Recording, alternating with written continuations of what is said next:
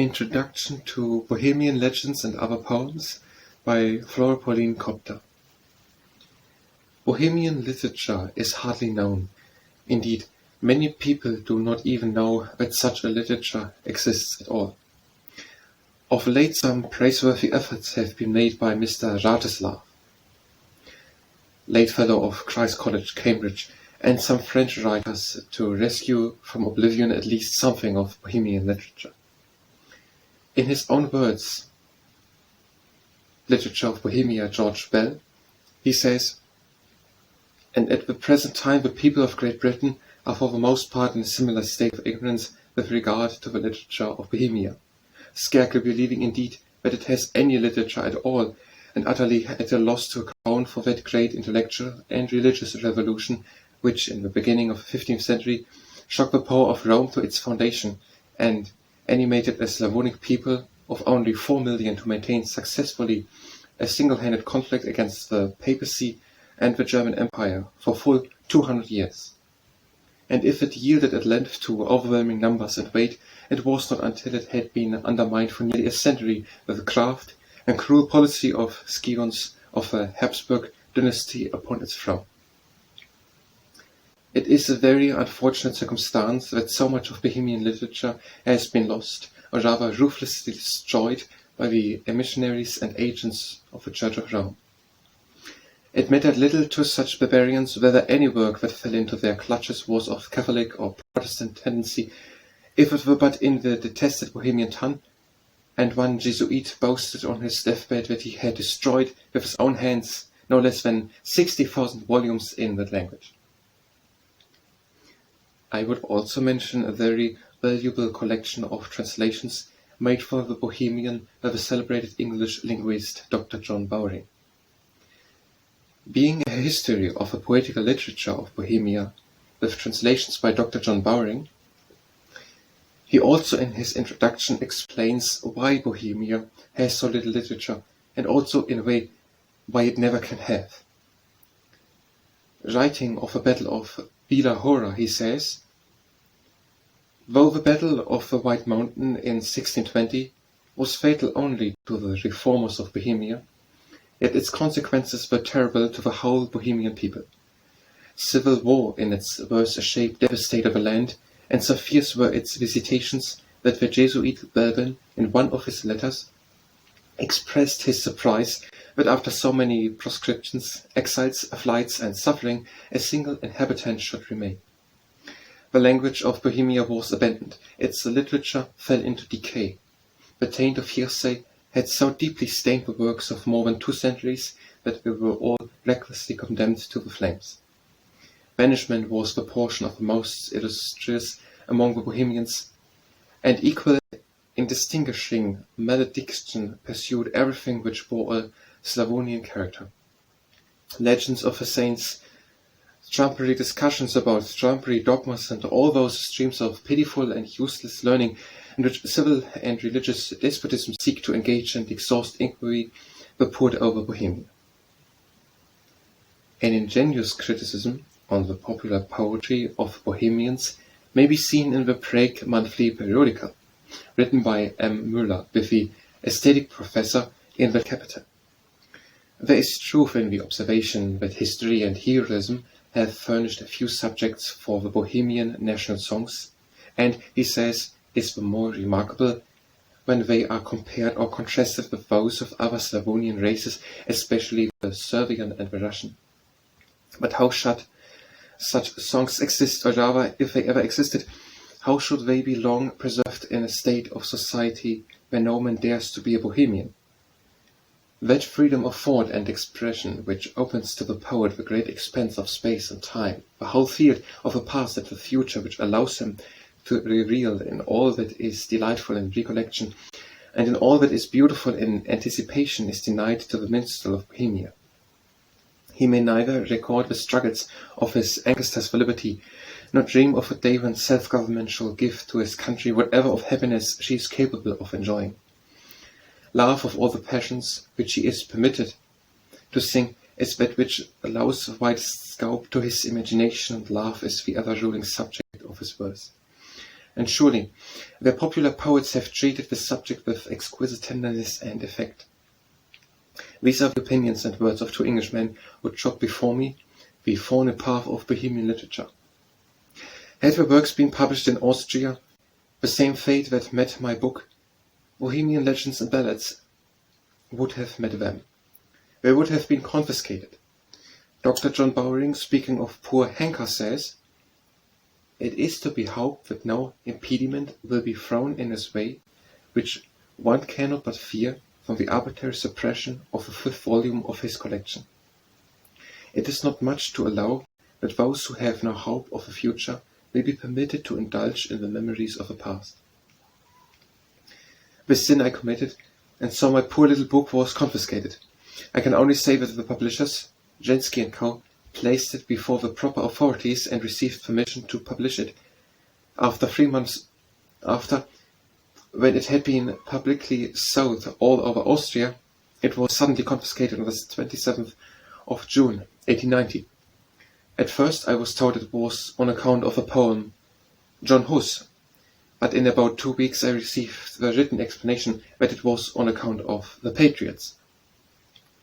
The Austrian government did not confiscate my poem because it was historically untrue, but because they said that one could think that Ferdinand had acted on the advice of his father confessor. Here I beg to say that such a thought never entered my head, and that I agreed with William Lkouse. Several native and Catholic writers endeavored to extenuate the cruelty of Ferdinand by declaring that he was with difficulty induced to make these dreadful examples and was overborne by the representations of his ministers and the Jesuits. Admitting this fact, it is no exculpation of his conduct to assert that he acted unjustly by the advice of his ministers. But the preceding and subsequent transactions, as well as the general character, the relentless disposition, and the deep-rooted prejudice of Ferdinand, furnish ample evidence that he wanted no external impulse to commit acts of persecution and cruelty against the Protestants.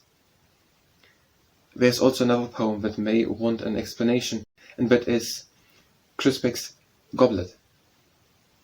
It will be found in Cox's House of Austria. 3 months elapsed without the slightest act of severity against the insurgents of Bohemia. Many, lulled into security by the dreadful calm, emerged from their hiding places, and the greater part remained quiet at Prague. But in an evil hour all the fury of the tempest burst upon their heads. 40 of the principal insurgents were arrested in the night of the 21st of January 1621, and after being imprisoned 4 months and tried before an imperial committee of inquiry, 23 were publicly executed, their property confiscated, the remainder either banished or condemned to perpetual imprisonment. Nor were these examples confined only to those who had been openly concerned in the rebellion, for a mandate of more than inquisitory severity was issued, commanding all landholders who had participated in the insurrection to confess their delinquencies, and threatening the severest vengeance if they were afterward convicted. This dreadful order spread general consternation. Not only those who had shared in the insurrection acknowledged their guilt, but even the innocent were driven by terror to self-accusation. And above 700 nobles and knights, almost the whole body of the landholders, placed their names on the list of proscription. By a mockery of the very name of mercy, the emperor granted to these unfortunate victims their lives and honors, which they were declared to have fortified by their own confession, but gratified his vengeance and rapacity by confiscating the whole or part of their property, and thus reduced many of the most loyal and ancient families to ruin, or drove them to seek a refuge from their misfortunes and exile or death. The bodies of the Kryspek family can still be seen in Kralovice. They were among those who preferred to die rather than wait to be perhaps tortured or driven from their country as beggars. As to the interview between Ferdinand and his confessor, it is historically true, and the whole account can be found in Historie Guerre des 30 Ans. Ferdinand passa sans repos la nuit qui précéda la signature. Le lendemain matin, il demande à son confesseur le père Lamourine, c'est poète, sans baisser sa conscience comme mère au foie gras. La moment lui ayant répondu qu'elle avait le droit de faire de honnête l'autre, l'empereur signa l'arrêt de mort des bénuits des condamnés. The proof for instance yours. My own poem is founded on an old chronicle published in Amsterdam. To those who, having read my poor book, may feel an interest in Bohemian literature, I take the liberty to name the works from which I drew my information. Group Geschichtsbilder, Leipzig, Koch's House of Austria, Bond Standard Library, London 1877, Persecutions des Patriots, Bohème, Après la Chronique Amsterdam, Story Guerre des Trenane, History of Germany, Weltgeschichte von Moritz Sieger and Moritz Slimbert, Geschichte des Dreißigjährigen Kriegs, Schiller, Leipzig, La Bohème, by Joseph Fries and Louis Liga, Paris, 1867. This work is also forbidden in Austria. Chants Héroïques et Chansons Populaires des Slaves de Bohème, by Louis Leguer, Paris, 1866.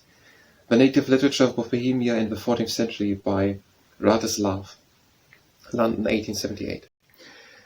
Trusting that my book may do something toward making Bohemian literature better known, I sent my poor little book out into the wide world of intellectual thought, feeling sure that all will sympathize with my effort and that some may even feel pleasure in reading the songs of long ago.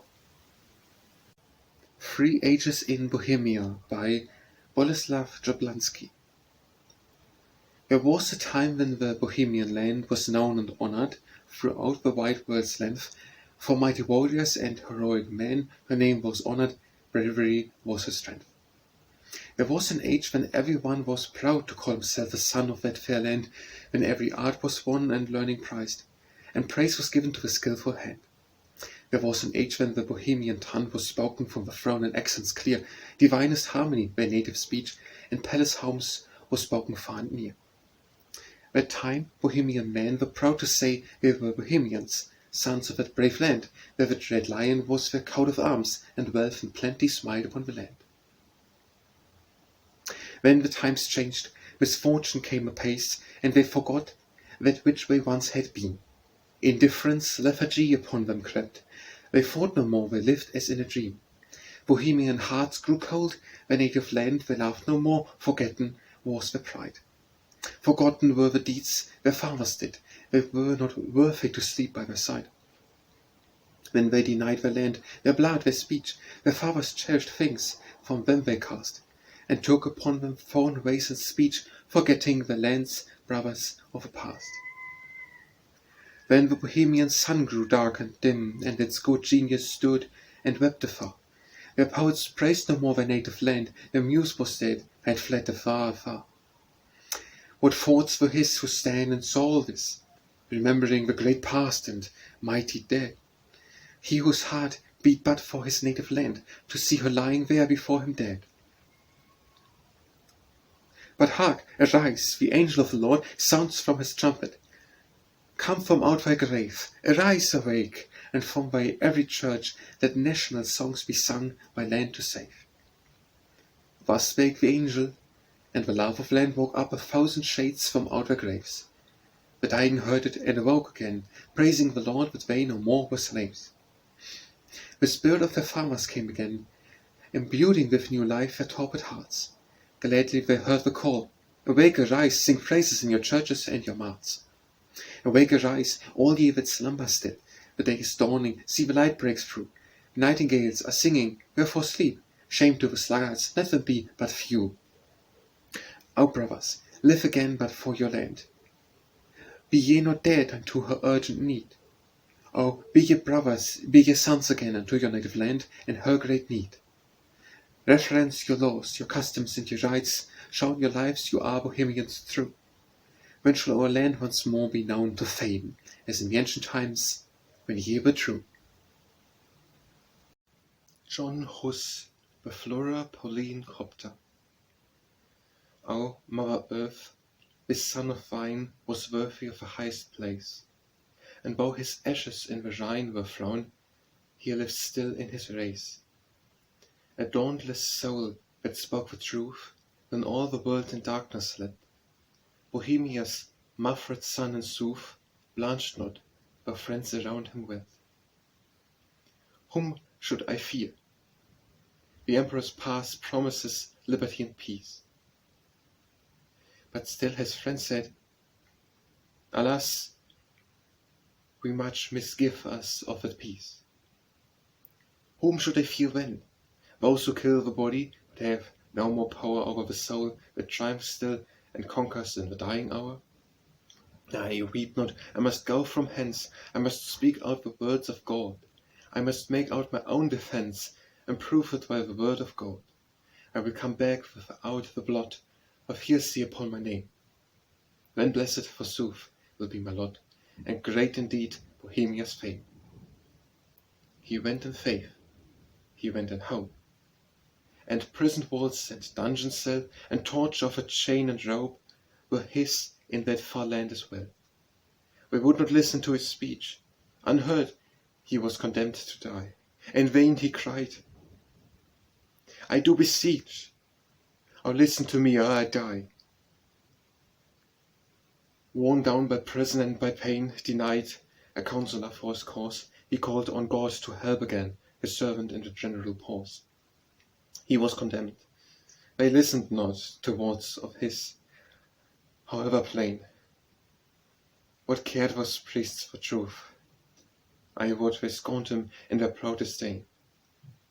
They placed the cap upon his brow, painted with devils strange and wild, and tortured him, yes, even now, with gibe and curse, at which he smiled. With eyes upturned he prayed to God, till his brave voice was hushed for aye.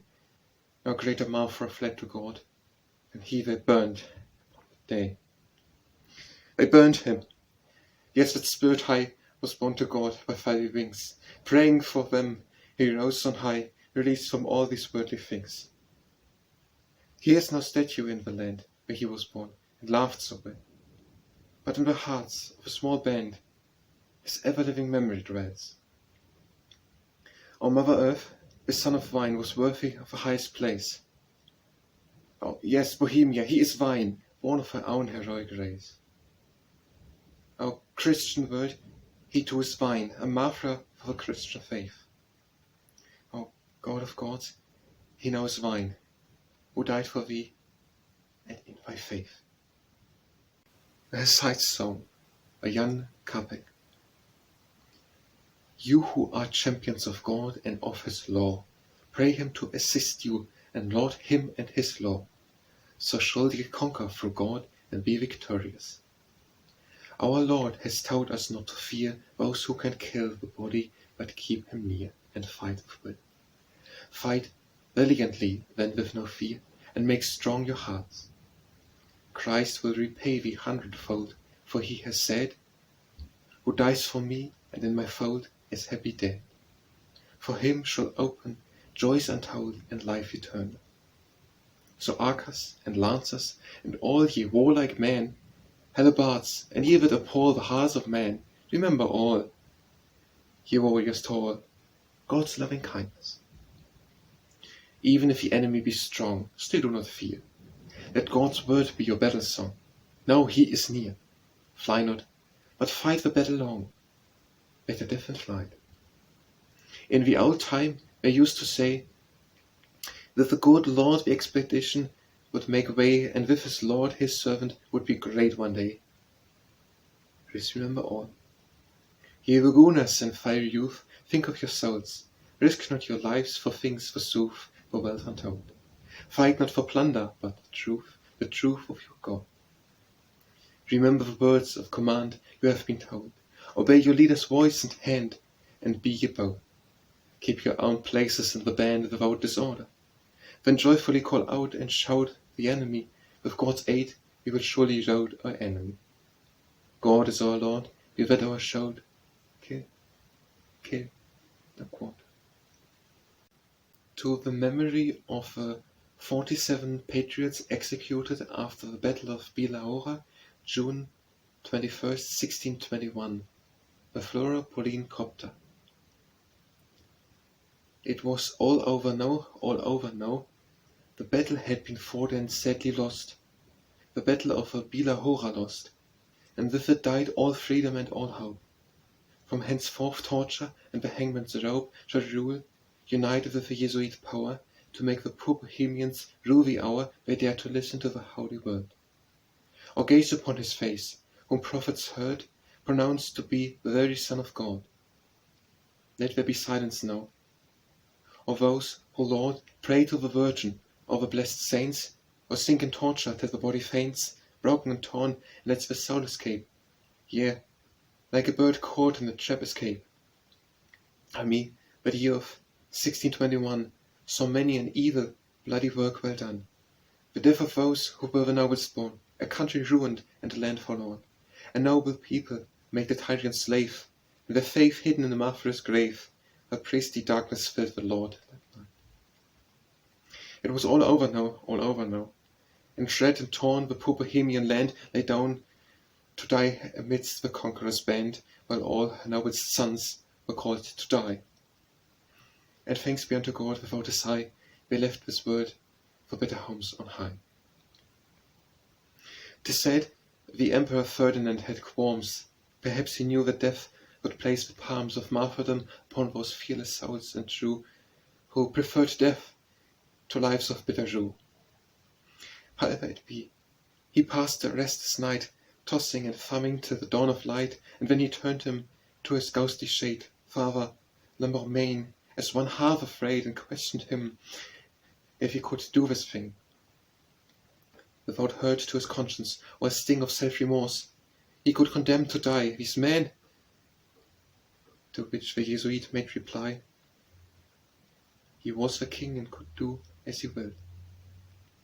And so he signed the warrant, his mind filled with the great things a king alone can do.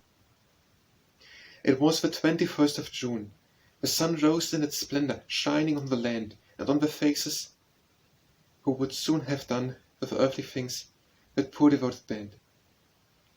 Many were there who in the bygone days had stood before the throne in royal state. Many were there who trod in learning's veins, whom God had chosen for Mafra's fate. One gazing out upon the rising sun beheld a rainbow shining in the sky.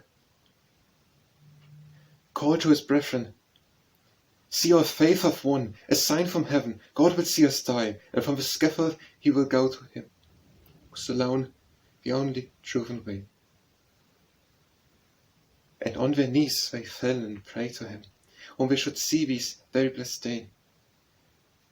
'Tis sad to think they could not even pray in peace, but pestered by the Jesuit band, their last farewells they could not even say. And this, my friends, was by the king's command. At length the cannons from the Visegrad began to fire, the hour was near, and meekly praying that God's staff and rod might be their stay, they bid each other cheer. Yea, with calm voice, they said, "O brothers ours, ye enter first the paradise of God, but we will follow in a few more hours.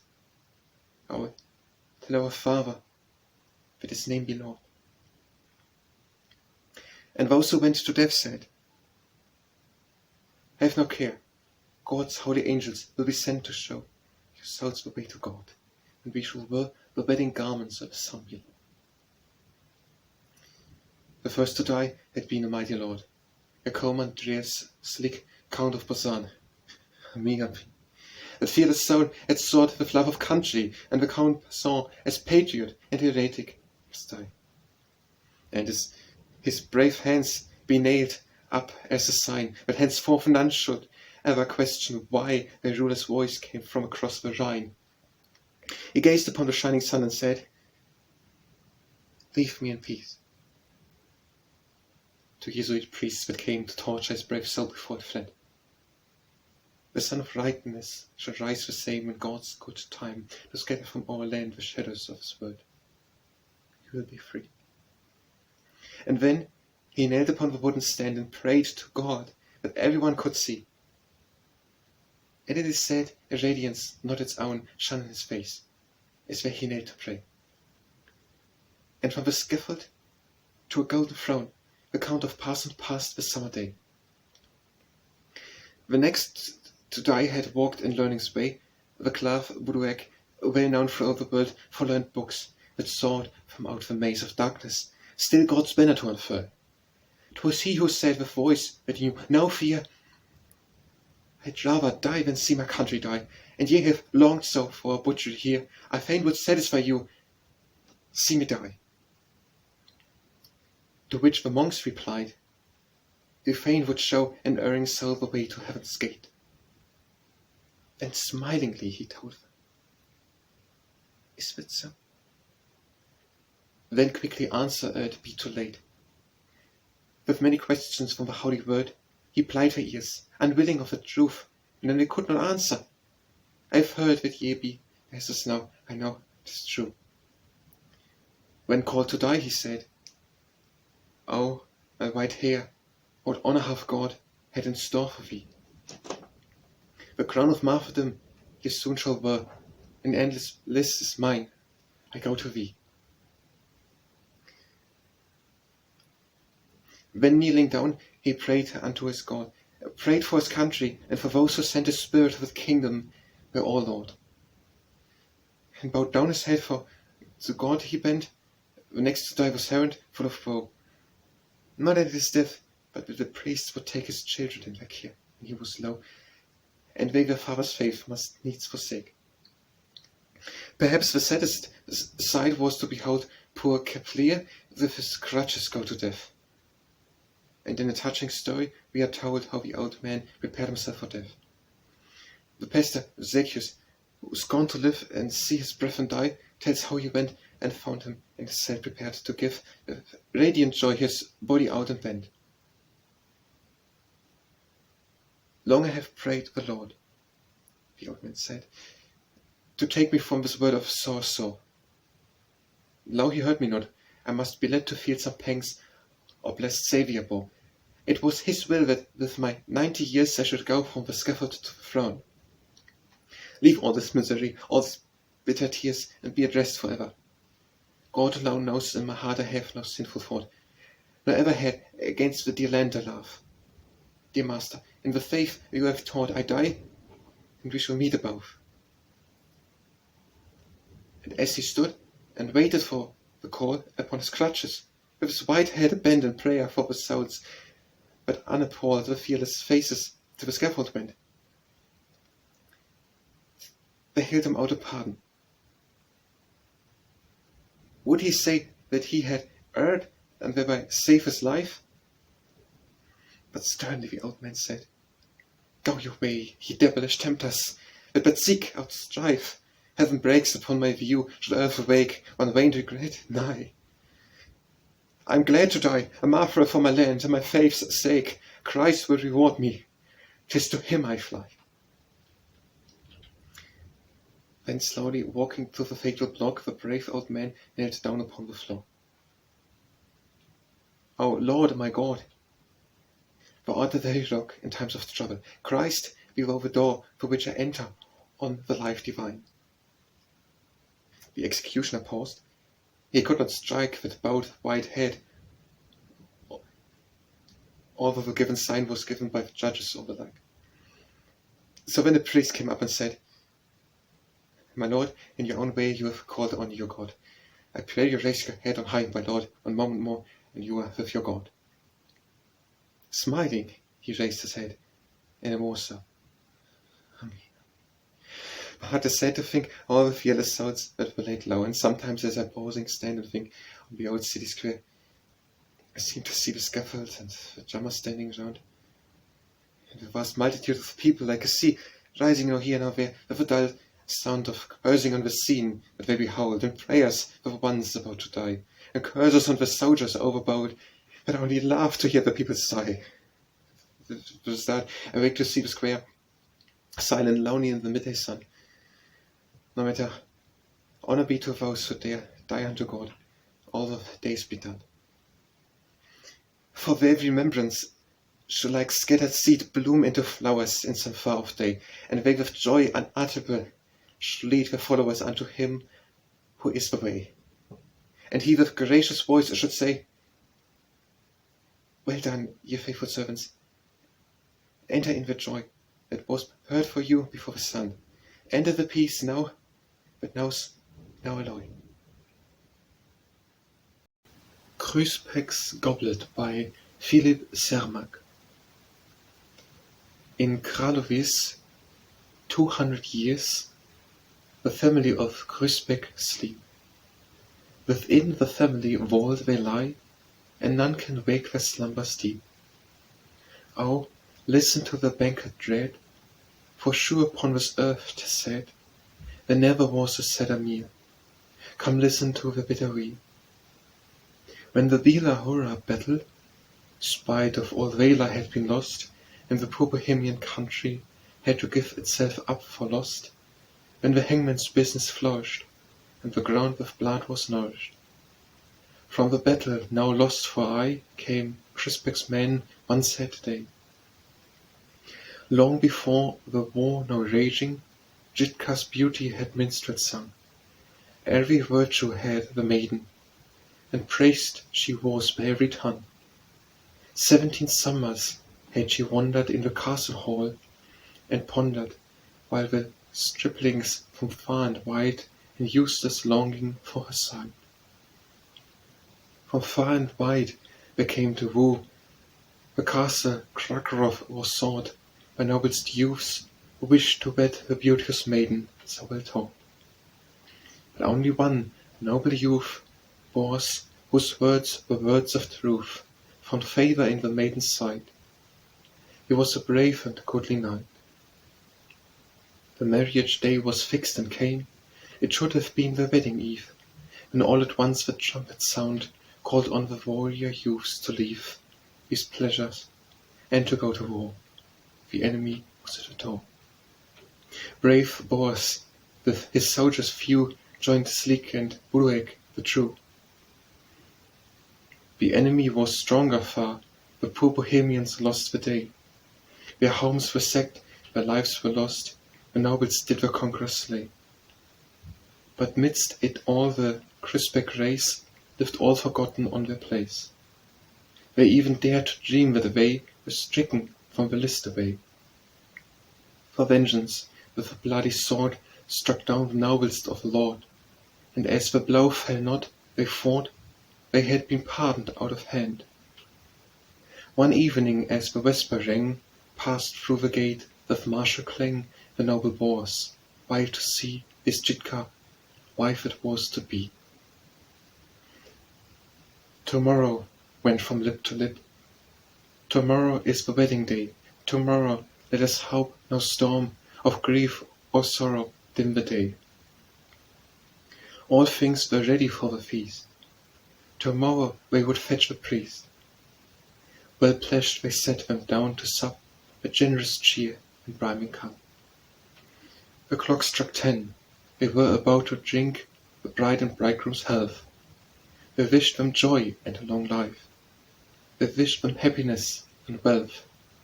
When suddenly a trumpet's call, from heralds sent, fell like a pall, and changed their mirth to silence dread. The herald seeks my lord, was said. With strange misgiving went the lord to meet the stranger in the hall. All joy from out his heart had fled, he dreaded news that would appall. But when he saw the herald's face, and heard the doom against his race, he knew that all his fears were true, the conqueror's heart no mercy knew. Pale like a corpse, he back returned, like one who from the grave comes back, and slowly said with choking voice, Our brothers died upon the wreck. The hour of Kryspek doom is near. Our glory faded, life made drear. Our mildest punishment to roam, outcasts from country and from home. When bidding all the servants leave the room until the dawn of day, that not a soul should enter in, nor rouse the slumber till the day.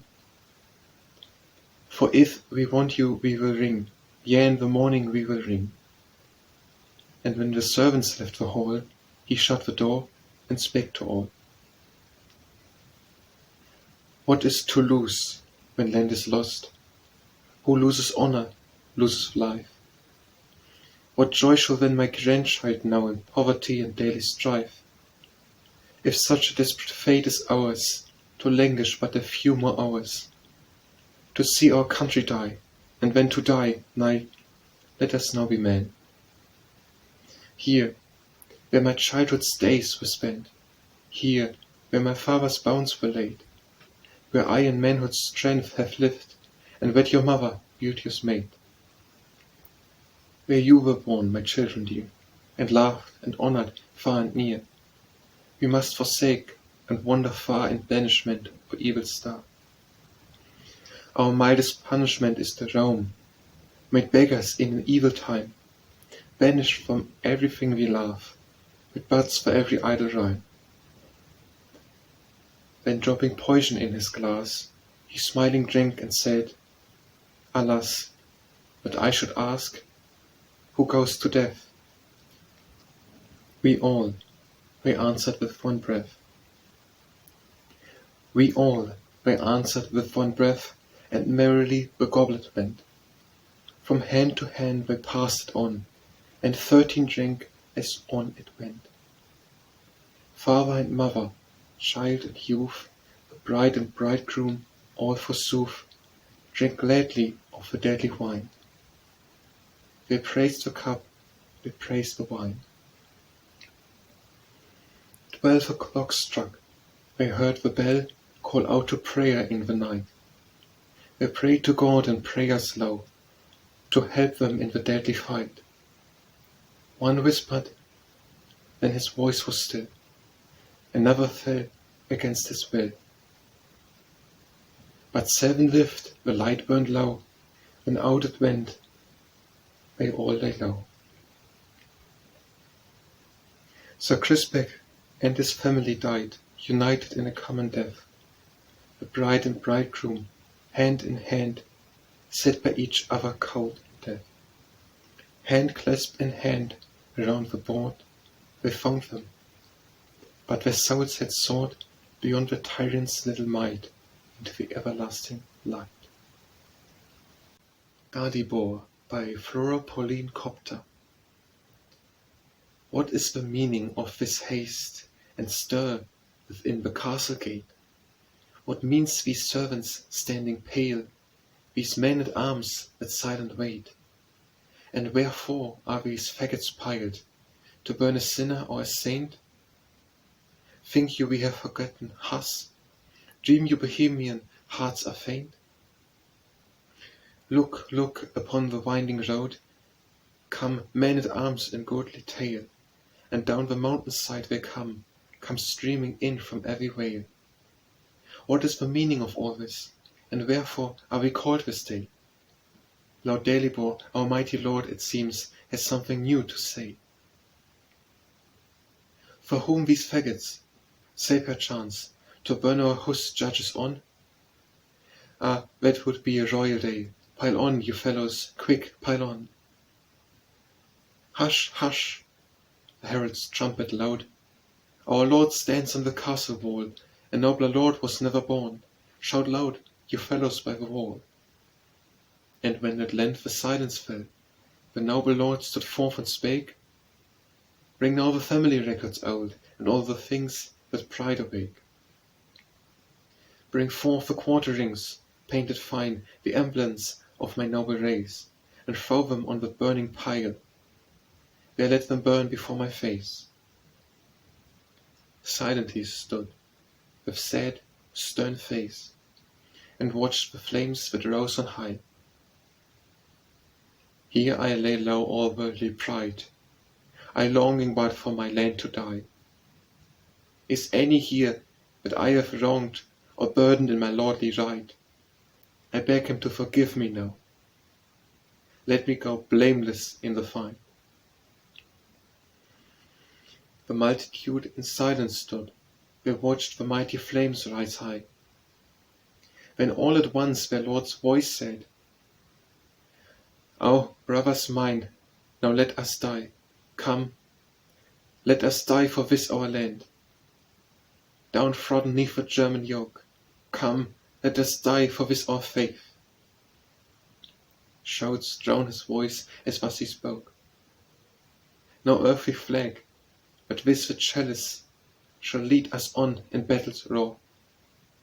I am no noble, but a friend whose right it is to go before. Take horses, weapons, to your fill. Come, let us march against the foe. Long live Bohemia, our dear land. God's praise we'll sing as forth we go. At these brave words a deafening shout came from that multitude of men. Long live our brother Dalibor, the leader of Bohemian men. And soon they were upon the plain, and fearless met the angry foe. God gave the victory to their hands, their enemies were stricken low. The banner with the chalice cup was crowned with many a laurel bough, and day by day their numbers grew. The Lord of battles, he knows how, that the Bohemian nation rose without fear to do his will. They were content for him to die, and for their land their blood to spill. The royalists were beaten hard, they fled before the Hussite band. Once more one heard the Hussite Song resound through the Bohemian land. One morning in the distant west, a warrior came, of features cold. He begged to be allowed to fight. He said he was a warrior bold. He spake they were a godless set, those royalists from where he came, and offered to show Dalibor a way to victory and to fame. They were to steal away at night, along a path that he would show. Thus easily the royal band they could strike down with one quick blow. Alas, alas, that Dalibor did listen to that lying tongue. Ah me, he led them all to death, dungeon cell, as bards have sung. And Dalibor was led in chains and shut in Hyrcan's dismal tower. Oft by the loophole he would sit, unconscious of a passing hour. One day he said, "O jailer mine, who sees thou wilt soon be dead, I pray thee be thy father's ghost, I pray thee be thy blessed dead. Oh, give me but a violin, that I may ease my breaking heart. I cannot harm thee, jailer mine, and it will soothe my bitter part." The jailer was a kindly man, he let the prisoner have his way, and all night long poor Dalibor upon his instrument did play. 'Tis said he played with wondrous skill, from far and wide the people came. They used to stand by Hyrcan's walls and speak of Dalibor and fame. They listened and they wept aloud, they listened and their blood would boil. For in that simple song they heard the anthem of a native soil. The mountains called it wailing back, a song so strange they shuddered heard. The river took it, bore it back with a strange murmur that allured. Each day the crowd became more dense to listen to that music wild. They spake of country and of God. They said the man was good and mild. One day King Bretislav rode by. He eyed them with a cruel look, and when at length the cause he knew, with rage and wrath he fairly shook. He ordered that the violin should broken be on dungeon wall, and laughingly he went next day, and sneering said, "What can befall?" But lo, beneath dark Hyrcan's wall, the people stand and listening hear the anthem of their native land, played by a hand that knows no fear. Then, white with rage, the king said, "Kill the man that dares to play that lay." And soon the bloody head was seen, but still the hand unseen did play. The people, with a shuddering dread, knocked down the guards and onward rushed. They only found the broken wood, the body from which the blood gushed.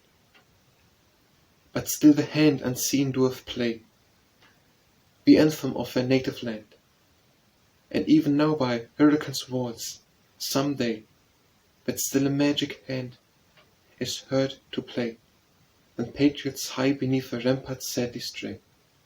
'Tis said that those who once have heard can ne'er forget but hauntingly. The Enchanted Maid by Flora, Pauline, Kopta. The forest leaves were bright and green, and soft as a fire blue. The mountain peaks were lost to view in clouds of pearly grey. With happy steps 2 Czechish boys went singing of their many joys, as through the wood they went. We might have been 2 happy guests upon a wedding bed. They sang of love, they sang of woe, with voices high and sweet, and oft they sang that life is fleet and love as strong as death. At length the eldest one said, "Wait, here is a splendid tree that fate has thrown into our way. We'll cut it down and make ourselves 2 harps this sunny day." They set about to cut the tree with boyish laughter wild, and oft they sang and oft they smiled as happily they plied. But when they reached the inmost heart, they both fell back as though a dart had struck their own young life. For there a beauteous maiden stood, and begged of them her life. But even as the maiden spoke, she shivered and turned pale, and then she sank with a great wail upon the emerald grass. "'Tis not your fault, O happy boys, so full of life and earthly joys, that takes me from this earth. My mother did enchant me so to keep me from all mirth. I had a lover fair like you, and often did we meet, ah me! The hours passed so fleet, and we were very young. My mother, with her evil eye, she soon found out the reason why I would not do her will, and gather 'neath the moon's bright beam the plants that work out ill. And so she turned me to a tree, while I stood with my love. I pray you, youths, by him above, to grant me but one boon. Make harps from out this fallen tree, and go and tell the world of me, and for my mother play. Oh, play and sing of all my woe, that she may rue her day." And so she died, that maiden fair, upon the emerald grass, and the 2 youths took up the lass, and laid her in the sod. Then sadly they obeyed her will, and made them harps with Czechish skill, to touch a mother's heart. Melancholy was the wail of their new-fashioned harp. Before her mother's house they stopped, and struck a solemn strain. It almost seemed a sullen pain that sank from out their harps. "O brave young man, I bid you go. Your song, it is too full of woe, like some poor soul in pain. And still it strikes me that I know the tearful song again." The youths, they would not leave her side. They played with wilder skill. They sang, "O mother, take thy fill of malediction now." And never from her human ears was hushed that song so full of fears, until she dying lay. And I have heard that devils came and took her soul. The Bride of Heaven by Flora, Pauline, Kopta. When I used to go and see thee, stand beneath thy window-sill, see, I was quite sure, beloved one, that we were one heart, one will. Never did I think, beloved one, we must part, I loving still. And the last time that I saw thee weaving a fair myrtle wreath, I sat watching, never thinking why you did not bind the leaf. Now I pray thee, loved one, tell me why unfinished is the wreath. I was thinking sadly, thinking, as I think today, that we cannot wed, beloved one, that our farewell we must say. So I left the wreath left unfinished, to this day. They would force me to be married to a youth I cannot love. They would drag me to the altar, sacrifice me like a dove. They would force me to be wedded to a lad I cannot love. They would force me to be married, where I love his very sight. Go get ready for the wedding, it will be a merry sight. Go prepare the wedding banquet, while I dress my hair aright. Yes, I shall prepare the wedding in the convent far away. Come, O bridesmaids, cut my long locks, let me sup with you today. Gladly in your silent convent I will give my hand away. Come and see me, O beloved, come and hear me when I sing, till that fatal day, beloved, and the black robe we will fling round about my very shoulders, on my hand the wedding ring. They will take my white dress from me, dress me in the robe of pain, and the image of my bridegroom now must be my only gain. Vanish from my sight, beloved one, we must never meet again. The crucifix is by my side, the rosary in my hand. I raise my very eyes to him, Lord of that heavenly band. O glorious bridegroom, I am yours, the wedding ring is on my hand. Beyond the convent's silent walls, oh, never more shall I stray, no earthly voice shall haunt me more, when I humbly kneel to pray. Heaven's love will fill my broken heart, the world will have passed away. Avaunt from me, beloved of earth, my bridegroom is in the sky. Depart from me, betrothed on earth, to heaven I fain would fly. O holy bridegroom, fill my heart with your image till I die. O vain indeed the love of earth, to still my poor heart's aching. Come to me, O thou crucified, and keep my heart from breaking. O take me, Lord, unto thyself, I my vain life forsaking. She knelt before the crucifix, she called on her lover high.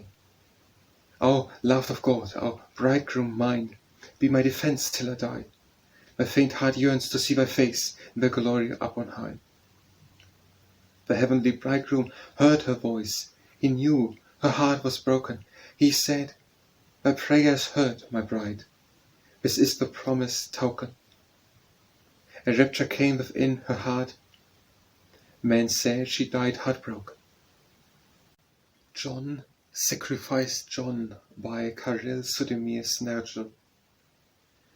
Gather round me, little laddies, and ye maidens small, listen to my voice and lyre, listen, children all. With attention hear my ballad, till the tale be done, listen, 'tis a wondrous story, till my song be done. In a poor Bohemian village, not far from the way, even now you see an old bell, honoured to this day. Deep within it lies a church bell, hid from mortal eyes, nevermore its voice shall ringing bid us praise the skies. Only once in the far ages did they hear its voice, when an old religious woman went there once by choice. Dipping in its cold, clear bosom, linen she had spun, half drew up the bell that lay there, hid from light and sun. Fired with horror she fell fainting by the old bell's side, and her weak hands left their holding, and the bell did slide with a terrible resounding that shook hill and dale back into the old bell's darkness, while its voice did wail, John, John, sacrificed John. With a dark scowl on his forehead, homeward rides the Czech lord. By his side the stage-hounds leading follows John, page to my lord. Like a thundercloud his forehead and his eyes with anger burn, for his dearest dog is missing, and he knows not where to turn. 3 whole days they have been searching, wood and field and everywhere. Useless is their toil and seeking, and they're looking everywhere. Sadly, with their faces troubled, back they turn them to their home, while the lord with bosom swelling sighs, my dog, where do you roam? On the road there stands a granny, leaning on her crutches too. See, her head is like an owl's head, and she has but one eye too. Humpbacked, all her face a wrinkle, and her hands but skin and bone. A voice, by like a rook and cawing, is the harsh and guttural tone. Stop your charger, stop your people, listen to my words, I say. Wherefore do you search the forests and the meadows all the day? I can tell you of your stage-hound, of a fleet one that you love, but I must be paid to do it. I am seeking gain, not love. If you give me your page, Johnny, hound is yours tomorrow morn. Why I want him, oh, a witch knows, human blood makes flesh newborn. In the stars I see it written, Johnny's blood can make me young, human blood can make old woman once more beautiful and young. At these words the wretched stripling felt his heart turn to a stone. Between fears and hopes he trembles. kneels upon the grass alone. Mercy, mercy, our loved master, listen to my voice, I pray, and the life of a true servant give not for a dog away. But his master, only heeding the strong voice within his heart, not the pale and tear-stained features, hardened unto him his heart. Bring the stage-hound, bring him, granny, when the day begins to break, when my faith, without a question, when my Johnny you can take. When the day dawned, at the gateway stood the fool witch with the hound, and Johnny, looking from the casement, saw his death, and not the hound. Mercy, mercy, O my master, show me mercy, let me live. Give me not to the fool sorceress, let me see the sun and live. But his master, in his rapture, deaf is to the stripling's voice, witch and dog he clasps together, orders then a banquet choice. When the evening shadows lengthen, bound with chains, they bring the youth, in a car with dragon horses, lost as witch and youth forsooth. Hardly 5 weeks was the staghound once more with his lord, when the dairy bought one sickened, died before his lord. When his master, in a frenzy, tore his hair and wool, but the dog lay dead for all that, Johnny was lying low. When at length his pain was duller, and some days had passed, human feeling woke within him, and he felt at last what a sin he had committed when he gave the lad to the witch, and lone and haunted sat he still and said, Johnny, poor devout Johnny, often did I say, to a fearful death I gave you on an evil day. O not to me from thy heaven, but I am forgiven. O show mercy to me, Johnny, say I am forgiven. After that he built a chapel, not far from the well, and a wooden tower also with a silver bell. With a bell of purest silver, they were bid to toll every day in rain and sunshine for poor Johnny's soul. When the first began that toiling, for the poor lad's soul, back they started in wild horror, says the legend old. For it was no bell of silver, but a human cry, echoing in their ears, bewildered like a human sigh, John, John, sacrifice John. And the lord of Kosachedi, hearing, turned to stone, when he tore his rich robes from him, while his heart had grown. Bring me now the haircloth garments of the penitent, I shall be from henceforth ringer till my life be spent. Strange to say, the bitter anguish and the endless pain that had made his life a burden passed away like rain, and the bell rang out in gladness, and the morning air rang out like a seraph singing in the trembling air. Once, long after, from the ringing, never home came he, but we found him by the tower, from his penance free. On his face a heavenly rapture to the world did say that his sins, however dreadful, had been done away. Years passed by. War with its horrors broke o'er the Bohemian land. Down went chapel, down went tower, levelled by the robber band. Yes, the silver bell they wanted, but God's will was greater still. Angel hands were sent to guard it. In the well it lingered still. Deep it lies amidst the waters and the pebbles of the well. All around it life is stirring, as the hunter's horn can tell. But the bell was bound to silence till the hour of fate drew near, and the weak hand of a woman pulled it up without a fear. Only halfway could she pull it, but the voice rang clear and long, John, John, John, sacrifice John. Ah, never more shall that song be heard of a mortal again, while many come to the bell to water their linen again. While many the story tell, none can say they have heard its voice, for the bell is hid in the well, never more to be heard on earth.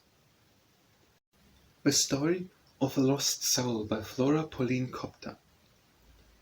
Across a verdant meadow whose diamond dews were tears, 2 blessed souls were walking, they had not any fears, and just behind them, sighing, came a lost soul in tears.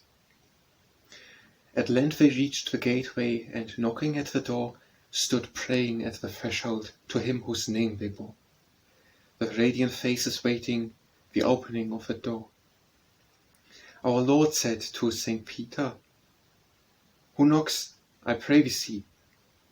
2 blessed souls, my Saviour, who long thy face to see, and a very sinful soul who fain to thee would flee. The Lord said, Let them enter, those righteous souls and true, but show its sinful soul the road that leads to rue, where she in cleansing fire shall mourn her sins not few. That poor soul went lamenting and weeping very sore, till tears of blood were sprinkling upon the robe she wore. And still her gaze kept seeking the distant, close-shut door. And while she wandered sadly and thought upon her dole, she saw the blessed Virgin who gazed upon her soul, and asked in accents tender, "Poor soul, what is thy dole?" "Alas, alas," she answered, "my sins are very great, I cannot enter heaven, my soul in hell must wait. Alas, alas, dear mother, have pity on my fate." The blessed Virgin answered, "I can do naught but pray. Come with me, erring daughter, upon this narrow way, and when we come to heaven, I for thy soul will pray." With trembling fear and anguish, with many, many tears, the poor soul stood and waited and struggled with her fears, while the loud knock resounded and thundered in her ears. Our Lord said to Saint Peter, "Go see who knocketh so." "Lord, it is your mother with the lost soul from woe." "Then let my mother enter, but the sinful soul must go."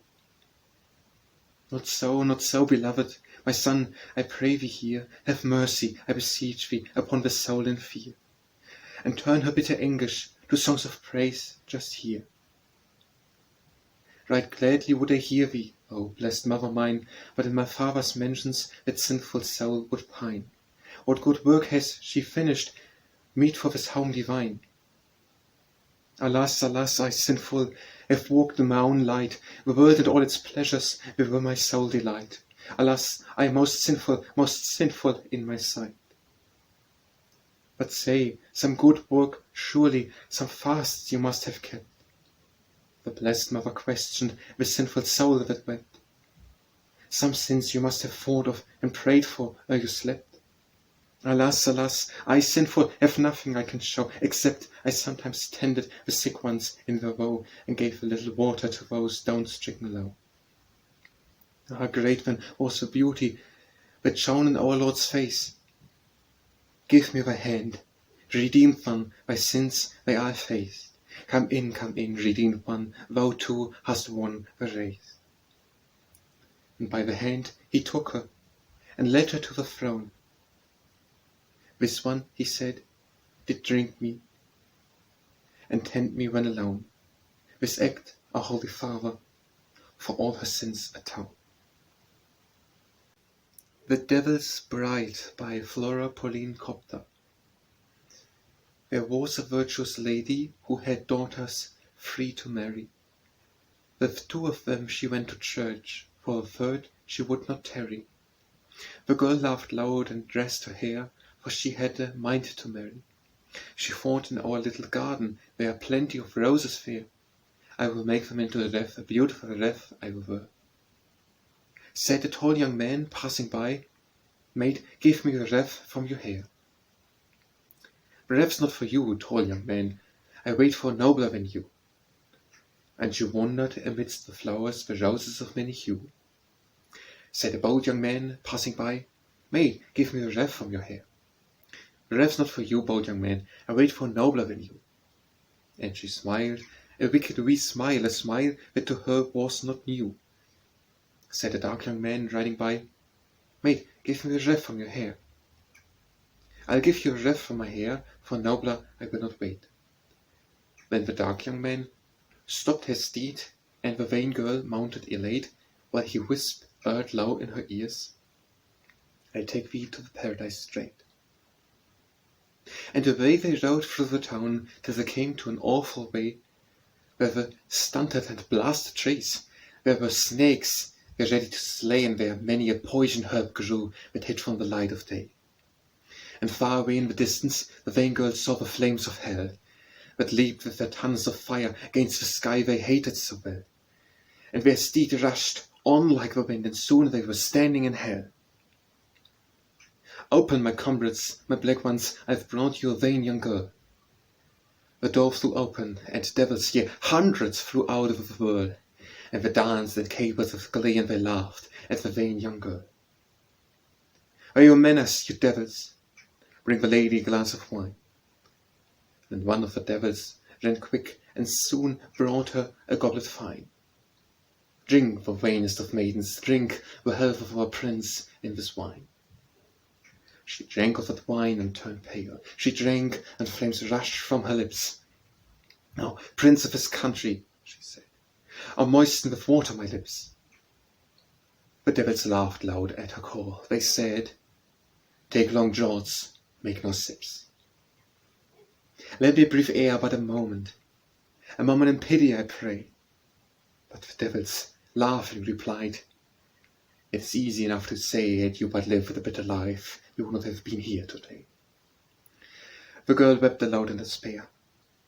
My soul I have lost now, for or would I tell my mother, to teach my poor sisters to pray, or would I could go to the earth, and would turn them from sin away.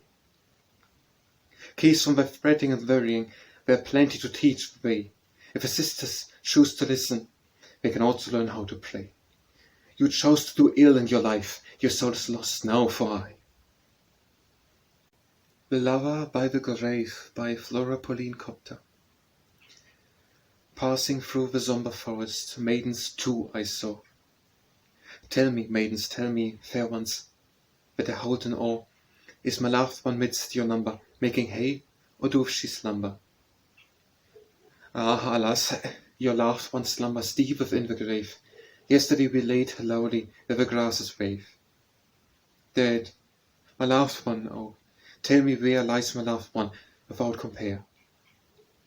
'Tis a fair way that we took her, winding up the hill, where the youths trod there are pebbles, you can see them still. That the maidens trod the roses, where she lies in death's encloses. Tell me, maidens, where she sleepeth, whom I loved so well. Not far from the gateway, lover, by the graveyard cell. Twice I wandered round God's acre, praying sore unto my Maker. Weeping midst the graves I sought her, who had been my bride. But her lowly grave I found not. Boy wept and sighed. What disturbs our peaceful sleeping? Said a voice, as I stood weeping.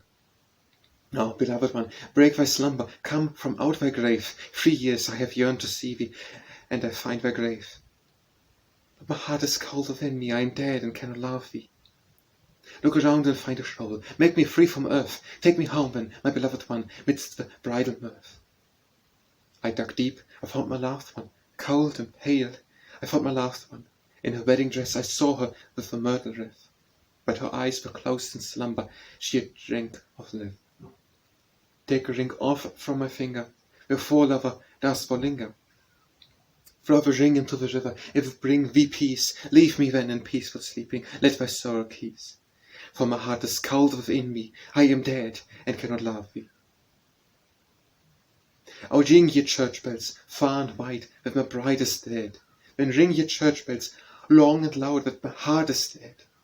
O lay me in the self-same grave, with her whom I had died to save. The Wizard by Flora Pauline Kopta. Through the dark and lonely forest, sparingly the sunlight fell. Round the forest's rocky mountains, where the eagle's brood doeth well. By a little stream of water, in a cave amidst the rocks, dwelt the wizard of Patriots, old and bent with snowy locks. Far and wide they came to see him, asking help and begging aid. And 'twas said he could do wonders, but he must be richly paid. When the shades of evening gather, like a dark cloud in the sky, once there came a muffled figure, hid from every prying eye. Wizard, can your magic tell me what his fate was who wore this? Name your price, but tell me truly, is your knowledge up to this? In his hand he placed a locket with a curl of golden hair. Name your price, but tell me truly, where is he who owned this hair? Then the wizard lit his fire, took his hood and drew his spell. Then he said, the youth's voice whispers from the ground where he doth dwell. Listen, do you hear the whisper? He was killed by murder fool, and his murderer hid the body near a cave where foxes howl. Wizard, can you say who killed him? He who was my fault on earth. Name your price, but tell me truly, does he still live on the earth? Then the wizard rose up stately and said, slow, Accursed one, do you doubt my magic power? You are that accursed one. Yes, you killed your stripling nephew to inherit his broad land, and you come here but to question if detection is at hand. Do you dream to cheat a wizard as you cheated that poor lad? Yes, detection dogs your footsteps, you should see the murdered lad. Never from this forest shadow shall you wander out again. Even now they bring his body, with your dagger he was slain. At these words the muffled stranger with a shriek rushed to the door, but he fell back, swooning, fainting, at the burden that they bore. Half devoured by the foxes lay the lord of vast estate. On his knees, a raving madman, laughed his uncle o'er his fate. Through the dark and sombre forest home they bore the murdered youth, but his uncle left that forest nevermore on earth, forsooth. 3 Ages in Bohemia by Boleslav Jablansky. There was a time when the Bohemian land was known and honored throughout the wide world's length. For mighty warriors and heroic men her name was honored, bravery was her strength. There was an age when everyone was proud to call himself the son of that fair land, when every art was won and learning prized, and praise was given to the skilful hand. There was an age when the Bohemian tongue was spoken from the throne in accents clear, divinest harmony by native speech, and palace homes was spoken far and near. That time Bohemian men were proud to say they were Bohemians, sons of that brave land, where the dread lion was their coat of arms, and wealth and plenty smiled upon the land. When the times changed, misfortune came apace, and they forgot that which they once had been. Indifference, lethargy upon them crept. They fought no more, they lived as in a dream. Bohemian hearts grew cold, their native land they loved no more, forgotten was their pride. Forgotten were the deeds their fathers did, they were not worthy to sleep by their side. When they denied their land, their blood, their speech, their fathers' cherished things, from them they cast, and took upon them foreign ways and speech, forgetting the land's brothers of the past. Then the Bohemian sun grew dark and dim, and its good genius stood and wept afar. Their poets praised no more their native land, their muse was dead, had fled afar, afar. What thoughts were his who stand and saw all this, remembering the great past and mighty dead? He whose heart beat but for his native land, to see her lying there before him dead. But hark, arise, the angel of the Lord sounds from his trumpet. Come from out thy grave, arise, awake, and from thy every church let national songs be sung by land to save. Thus spake the angel, and the love of land woke up 1,000 shades from out their graves. The dying heard it and awoke again, praising the Lord that they no more were slaves. The spirit of their fathers came again, imbuing with new life their torpid hearts. Gladly they heard the call, awake, arise, sing praises in your churches and your marts. Awake, arise, all ye that slumber still, the day is dawning, see the light breaks through. Nightingales are singing, wherefore sleep? Shame to the sluggards, let them be but few. O brothers, live again but for your land. Be ye not dead unto her urgent need. Oh, be ye brothers, be ye sons again unto your native land and her great need. Reverence your laws, your customs and your rights, show in your lives you are Bohemians true. When shall our land once more be known to fame, as in the ancient times, when ye were true? Dedicated by Flora, Pauline, Kopta. To my earliest friend and loved sister, Mrs. Elizabeth Doe. Our tokens of love are for the most part barbarous, cold and lifeless because they do not represent our life. The only gift is a portion of myself. Wherefore, let the former give his corn, the miner a gem, the sailor coral and shells, the painter his pictures, and the poet his poems. Emerson's Essays. The Wedding Shirt by Karel Jeremy Erben. The 11th hour was past and gone, but still the lamp burned on and on. The lamp that on the praying chair cast an uneven, ghastly glare.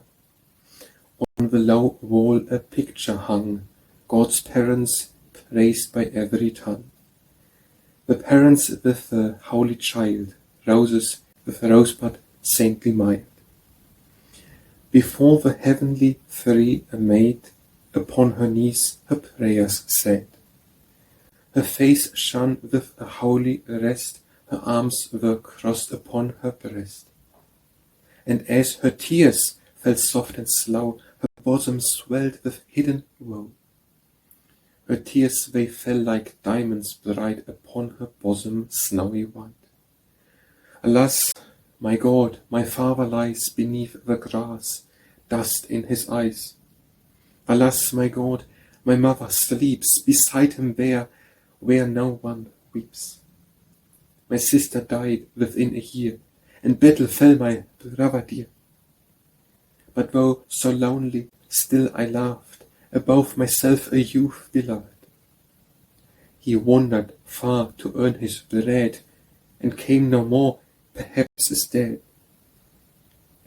Before he went away, he said, wiping my tears, we soon shall wed. So Flax, my loved one in your field, God give you have a bounteous yield.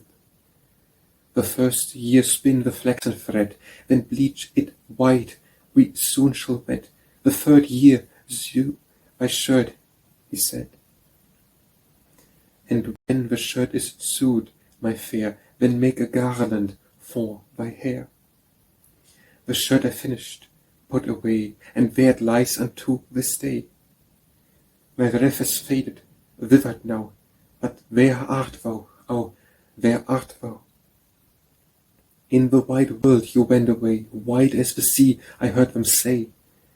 3 years have passed, I do not know if still you live, perhaps lie low. Mary, Virgin of mighty strength, give me thy aid at length. Bring, oh, bring my love again, make an end of my lingering pain. Bring my love to me again, or let me die, my life is vain. I hoped indeed to be his wife, and without him, well, what is life? Mary, Mother of Mercy, hear and grant my prayer even here. The pictured face bowed low her head, the maiden shrieked and would have fled. The lamp that had been burning dim went out. Was it the north wind's whim? Was it the wind, or can it be some evil token unto me? Hush! Did I hear a timid tap upon the window? Rap, rap, rap. Art thou asleep, or dost thou wake? Up, my beloved, up, for my sake. Up, my beloved, and look at me. If you still know me, I would see. And is my hand and heart still free? Oh, my beloved, and can it be? See, I was thinking just of thee, praying indeed that we might meet, that God might lead thy wandering feet. Leave thy praying and come with me, burn thy praying, come with me. The moon is shining far and wide, come quick with me, come quick, my bride. For God's sake, why, my love, this night, this late, wait only for the light. The wind howls and the night is dark, wait till the dawn, and then we start. Ma, day is night and night is day, I dream in the daytime, come away. Before the cock crows, thou must be my wife, so come along with me. Don't talk, but come along with me, ere the day dawn, my wife wilt be. It was deep midnight when they went, the moon far off watched, nearly spent. The landscape lay in silence deep, only the wind, it would not sleep. And he went onward, striding fast, she step for step behind him passed. The dogs came out and howled in choir, whene'er they passed a cottage door. And see, they saw a strange, strange sight, a corpse that walked about at night. The night is fine, such nights the dead rise from their graves, I've heard it said. And one knows, stand by one side. My love, do fear wouldst thou hide? Why should I fear, why should I hide? God is above, thou by my side. But tell me, is your father well? And will he like with me to dwell? And is your mother satisfied to have me always by her side? Why, my beloved one, do you ask? Keep your health only for this task. To reach our home, come quick, the way is long, thou art not quick. What hast thou in thy hand, my bride? My mass book, that no ill betide. Throw it away, 'tis like a stone, I hate to hear thy praying tone. Throw it away, thou lighter bee, throw it away, and come with me. He took the book, and tossed away. They gained 10 miles upon the way. And the path was rocky and lone, amidst forests that made a moan. And behind the mountains and rocks howled the wild dogs in savage flocks. And the voice of a screech owl told of evil that threatened the bold. And he went onward, striding fast, she, step for step, behind him passed. Across the stony, rocky way, her white feet went that evil day.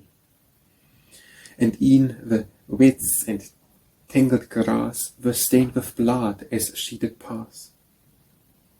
The night is fine, such nights the dead walk with the living, I've heard said. And one knows, stand by one side. My love, do fear wouldst thou hide? Why should I fear, why should I hide? God is above, thou by my side. But tell me, is your cottage large? Who, my love, has it in charge? Is the room big, and is it bright? Is the church loved one within sight? Much, my fair one, you question me. Come on quick, then you soon will see. Quicken thy pace, the way is long. Time flies, yes, quicker than a song. What hangs about thy waist, I pray?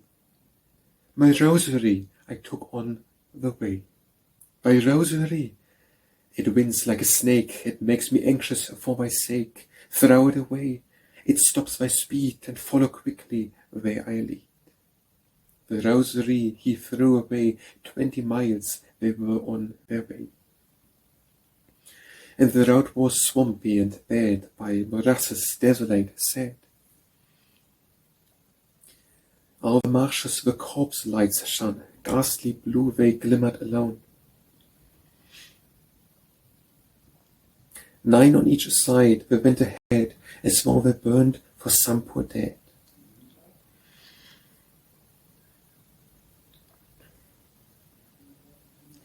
The frogs, they sang the bridal hymn, the blue lights flickered and grew dim, and he went onward striding fast. She rarely behind him passed. Poor maiden, why your feet are sore, and blood runs where your feet you tore.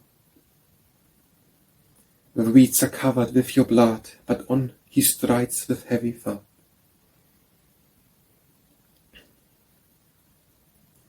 The night is fine, such nights the dead seek out the living, I've heard said. And one thinks one's grave is near. Say, my beloved, dost thou fear? I fear not, thou art by my side, and God's will, why it must be tight. But wait a moment, let me stay and rest a while upon the way. Her soul was faint, her knees were weak, and thoughts seemed in her heart to meet. Come quick, O maiden mine, our home is near, make no repine. The banquet spread, the guests they wait, time flies, we surely will be late. What hast thou on the ribbon fine, upon thy throat, O loved one mine? My mother's cross, the cross divine. Ha ha, that golden cross, it pricks, I see the blood, it slowly tricks. At once you cast it from you now, when you'll speak on, you know not how. The cross he took and cast away, 30 miles they gained on their way.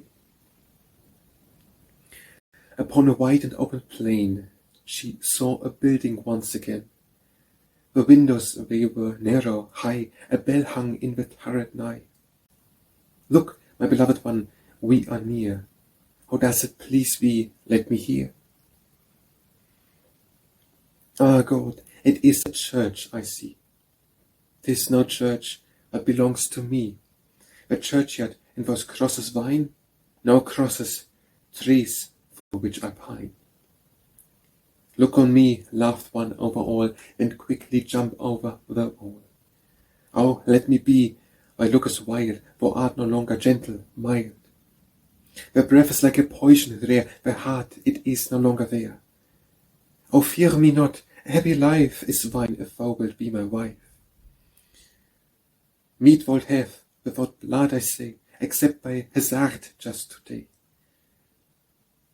What hast thou in thy bundle there? The shirts I made of linen fair.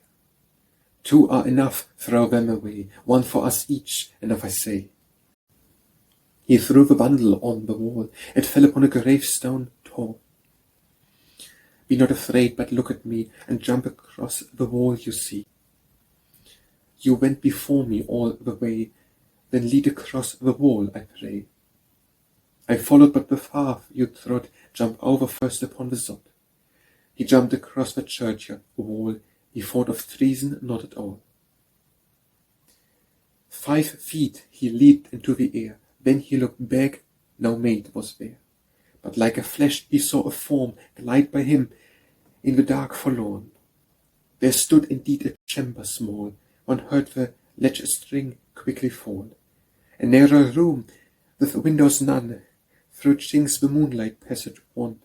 And in that cage-like room on bier, a corpse is laid with no one near. Ah, what is this nameless fear? The ghouls are stirring, they are here. One hears them, they are gliding on, and strange and weird their ghostly song. The body to the earth is towed, alas, for him who lost his soul. And on the door one heard them rap, and awful was their tap, tap, tap. Arise, O dead one, from thy bier, pull back the latch, we all are here. The dead one opens wide his eyes, he makes as though he would arise. His head he raises from the bier, he looks about him far and near. Great God, thy mercy now I pray, oh, keep me from this devil's sway. You dead one, lay you down to sleep, God in his mercy thy soul keep. The corpse lay down again in peace, of sleep he took another lease. But listen, once again the rap, and stronger now their tap, tap, tap. Arise, O dead one, from thy bier, open the room, the dead are here. And at that knock, and at that song, the dead woke from his slumber strong. He stretched his stiff arm to the door, and would perhaps have gained the floor. Christ, save thy soul, and mercy give, he can and will thy sins forgive. You dead one, lay you down to sleep, God give you joy and slumber deep. The corpse he stretched him out again, and stiffly lay as he had lain. And once again that awful rap, her head reeled as she heard that tap. Arise, O dead one, from thy bier, give us the living, do you hear? Alas, alas, poor maiden mine, the dead are here for the 3rd time. The dead stares from his sunken eyes, he looks to where the maiden lies. Mary, Mother of God, be near, pray to thy Son, I fear, I fear. The prayer it prayed, it was not right, forgive me, save me in thy mind. Mary, Mother of mercy here, save me, oh save me even here.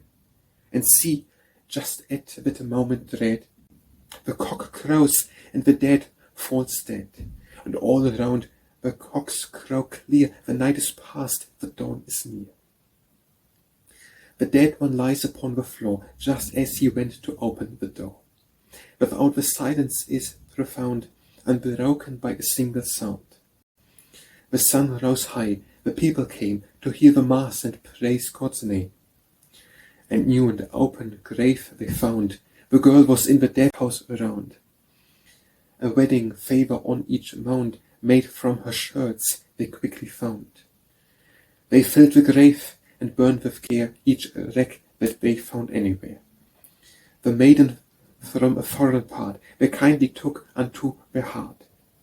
Well for you, maiden, that you prayed, of evil that you were afraid, and even in God's ways have strayed.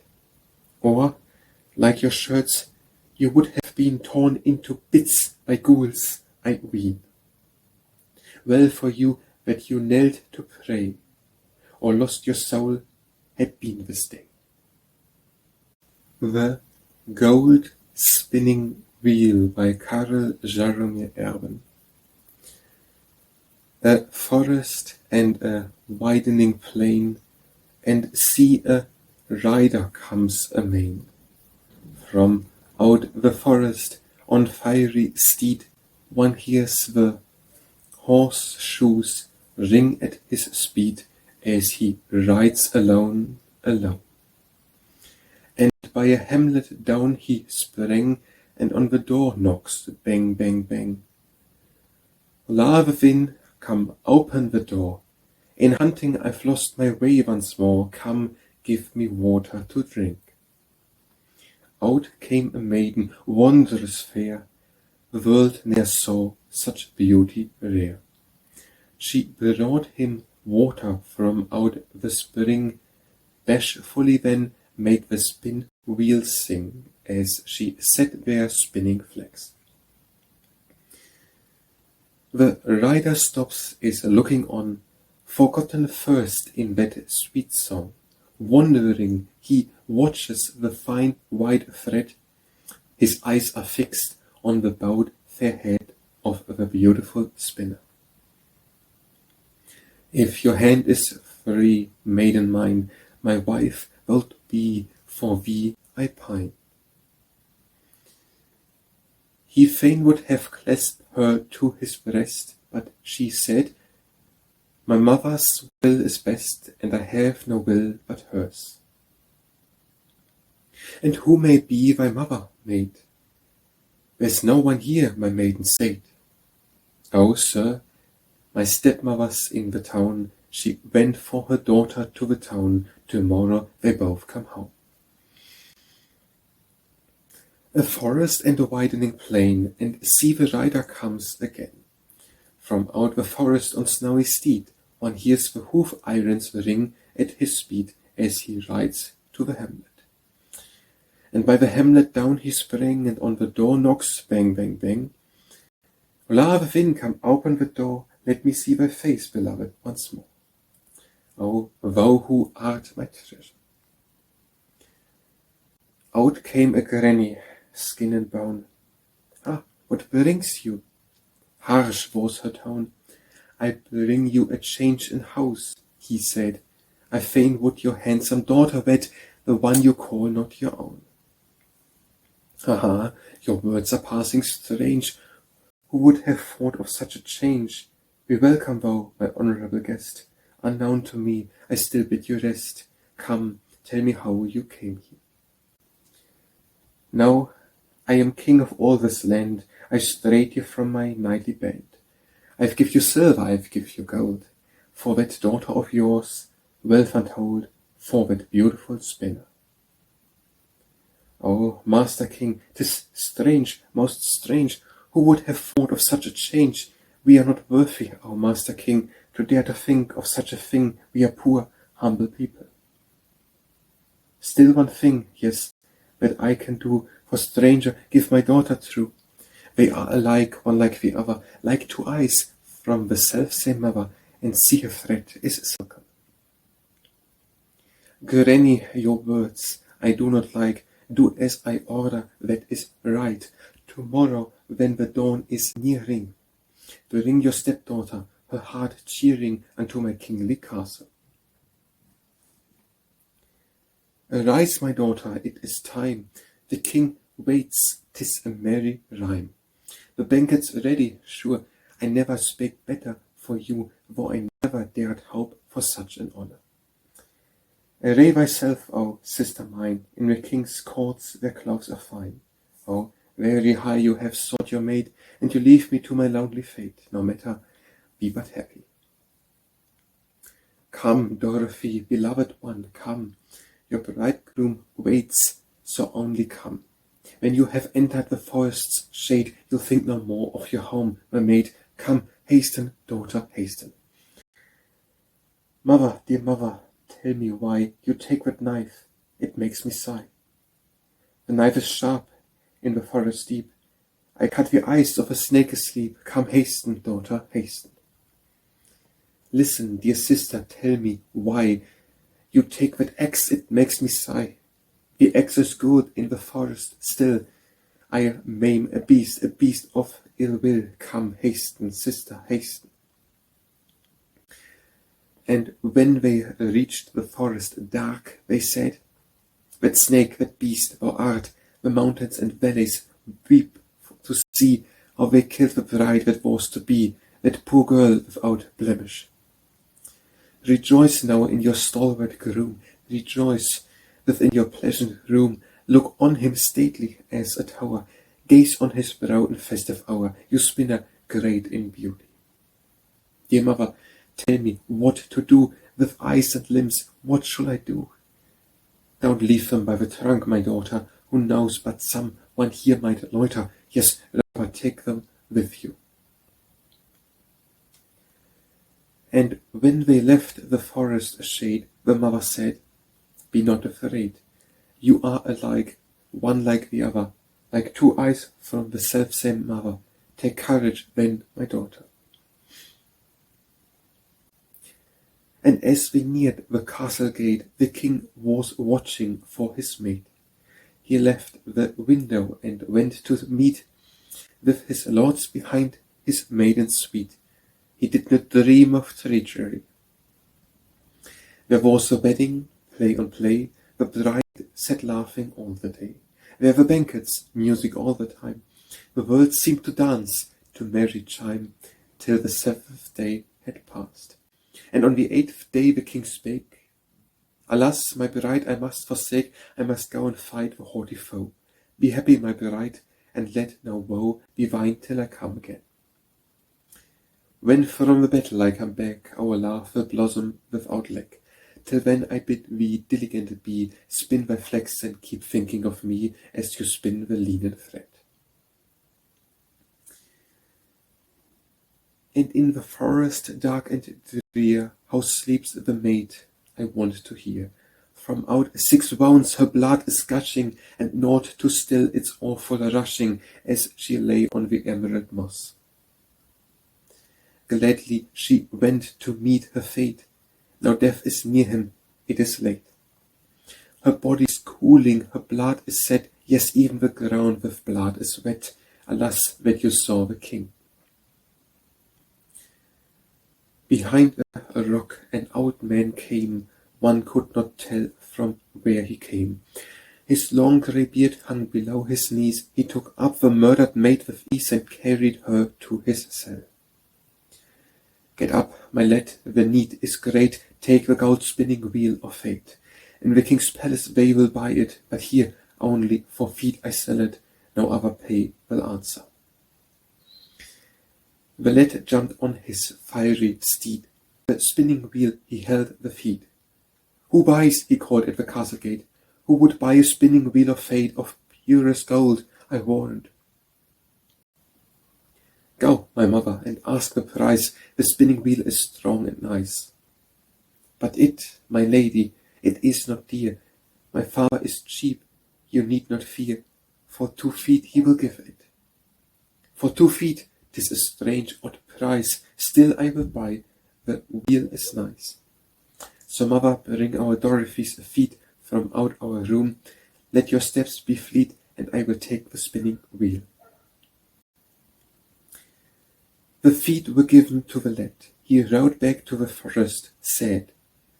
Hand me, my boy, the living water. I soon will heal this ill-starred daughter. Without a scar, I'll heal her.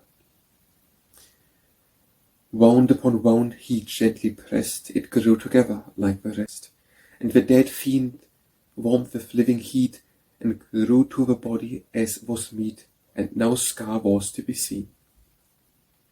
Take my boy from the cupboard there, the distaff golden, very fair. In the king's palace they will buy it, but here only for hands I sell it, no other pay will answer. The lad jumped on his fiery steed, the golden distaff he held with heat. The queen looked out of the window high. If I had that distaff, she did sigh, to match my golden spin wheel. Get up, my mother, from your seat, and ask the price of that distaff neat. But it, my lady, it is not dear. My father is cheap, you need not fear. For 2 hands he will give it. For 2 hands, 'tis a strange, odd price, but I buy the distaff, it is nice. God bring our Dorothy's hands, I pray, though it seems to me 'tis hardly pay for a golden distaff fine. The hands were given to the lad, he rode back to the forest, said, Hand me, my boy, the living water, I soon will heal this ill-starred daughter, without a scar I'll heal her. Wound upon wound he gently pressed, it grew together like the rest, and the dead hands warmed with living heat, and grew to the body as was meet, but no scar was to be seen. Up, my lad, and be on the way, I have a world to sell this day. In the king's palace they will buy it, but listen, only for eyes I sell it, no other pay will answer. The lad jumped on his fiery steed, the precious whirl he held with heat. The queen looked out of the window high. If I had that whirl, and she did sigh, to match my golden distaff. Get up, my mother, from your seat, and ask the price of that whirl so neat. For eyes, my lady, the whirl today, 'tis my father's will, I must obey. For 2 eyes you can have it. For 2 eyes, are you crazy, lad? Who is your father? Speak out, lad. Who is my father? You need not know. Those who seek him find him not, I know. But he'll come to you, I ween. Mother, mother, what shall I say? I must have that whirl, come what may. So bring our Dorothy's eyes, I pray. I must have that whirl this very day. Give him our Dorothy's eyes. The eyes were given to the lad, he rode back to the forest, said, Hand me, my boy, the living water, I soon will heal this ill-starred daughter, without a scar I'll heal her. He placed the eyes where they should be, life came back, and the girl could see, and the maiden rose and looked around. She was alone, not even a sound disturbed the forest silent. 3 weeks had passed, the king rode home, merrily back upon his roan. How are you, beloved wife, he said, and have you been spinning linen thread, and thinking of me, my love? Your parting words I kept with care, look at this golden spin-wheel fair. The only spin-wheel of gold I trow, with the staff and whirl I bought it now, for love of you I bought it. I pray thee, sit and spin, my dove, a golden thread spin me, my love. With joy she set herself down to spin, turned the wheel, then blanched her face grew thin, as she heard that awful song. Whirr, you have spun an awful thread, yes, blood is on your hands and head, you killed your sister and took her place, you tore her limbs and eyes from their place. Whirr, you have spun an awful thread. What spinning wheel is this, I pray? Strange is the song it sings, I say. But spin on, my wife, I fain would hear some more of this song, so strange and drear. Spin, my while, spin on, I pray. Whirr, you have spun an awful thread. Through treachery you are now wed. You killed your sister and took her place. Yes, you tore her eyes from out her face. Whirr, you have spun an awful thread. Oh, dreadful is this song to me. You are not wife what you should be. But spin, I bid thee, for the 3rd time. Let me hear once more that dreadful rhyme. Spin, my wife, spin on, I say. Whirr, you have spun an awful thread. Through treachery you are now wed. In the wood your murdered sister lies. You cheated the king with shameful lies. Vrr, you have spun an awful thread. The king heard, and he rushed away. On steed he sprang, and went his way. In the forest vast he wandered far, and he called her name near and afar. Dorothy, where art thou, love? Forest castle, a stretching plain, two riders ride along amain. The bridegroom and bride ride on with speed. One hears the horseshoes ring at their speed, as they ride to the castle. And the wedding was held once more. The bride was fairer than before. They were banquets, music all the time. The world seemed to dance the merry chime, till 3 weeks had passed away. And what of that raven mother and cruel, cruel sister? 4 foxes run in the forest dark. Each one has a woman's trunk for part, as they rush into the wood. The heads hang down without the eyes. The hands and feet are cut likewise. In the forest dark they met their fate. Where they killed the maid, they met their fate. The death they made her suffer. And what of a goat spinning wheel? Its song was done, that golden wheel sang but 3 times the miserable lay. Then, strange to say, it vanished away. But where, no man can tell you. Christmas by Simeon Carol Machczek. In the holy Christmas season shines the moonlight bright and clear. In the graveyard, on the crosses, in the warden's window near. And the moonlight roused his slumber. From his bed he rose in haste, thinking it must be now morning, and he had no time to waste. Bright the snow is lying around him as he goes to ring the bell. When he hears the church clock striking 12 o'clock, he counts it well. Home again he would have turned him, lain him down in peace again, when by chance he sees the window, where light streams from out the pane. Lost in wonder he went onward to the church and entered in. Candles by the altar burning light the church's outline dim. There he sees upon the benches men and women scattered round, people that he knows are kneeling, praying there without a sound. Then he spoke and said, "Good morning," first to this one, then to that. Not an answer did they give him, no one noticed where he sat. Then a chill of horror shook him, and his hair it stood on ends. With his thoughts in wild confusion from the church, his steps he bends. To the priest he goes, and wildly tells him of a wondrous tale. Though astonished, the priest calmly speaks of God who cannot fail. See this wild fear we must conquer. Holy water now he takes, sprinkles it upon them, saying, God will save us for his sake.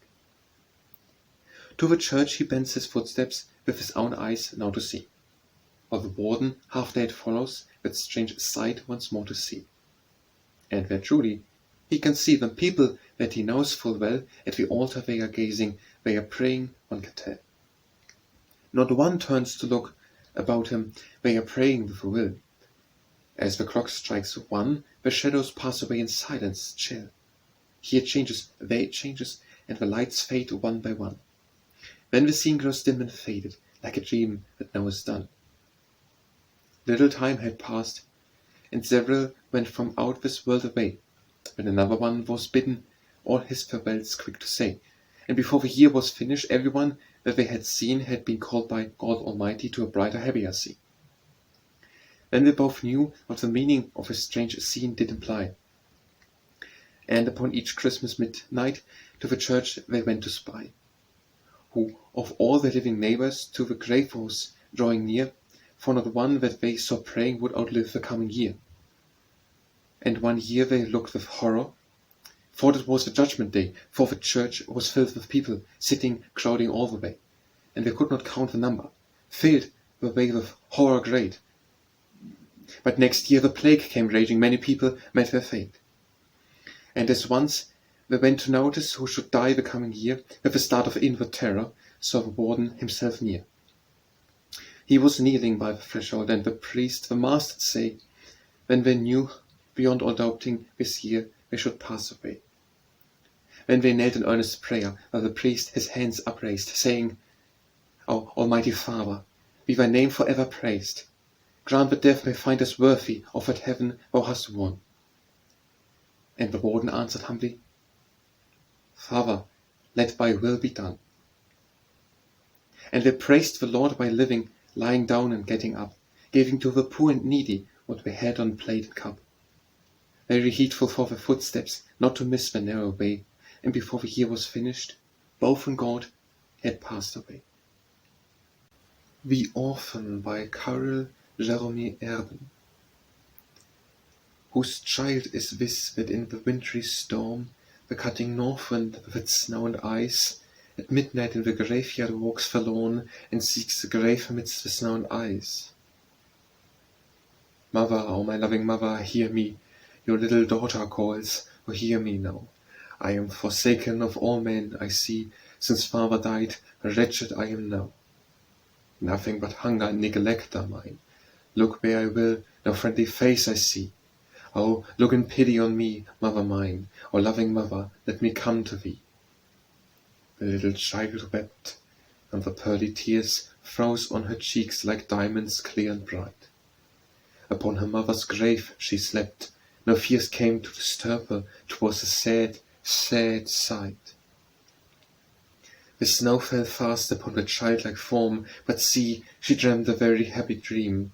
She heard her mother's voice and saw her form, stooped down to take her, could it be a dream?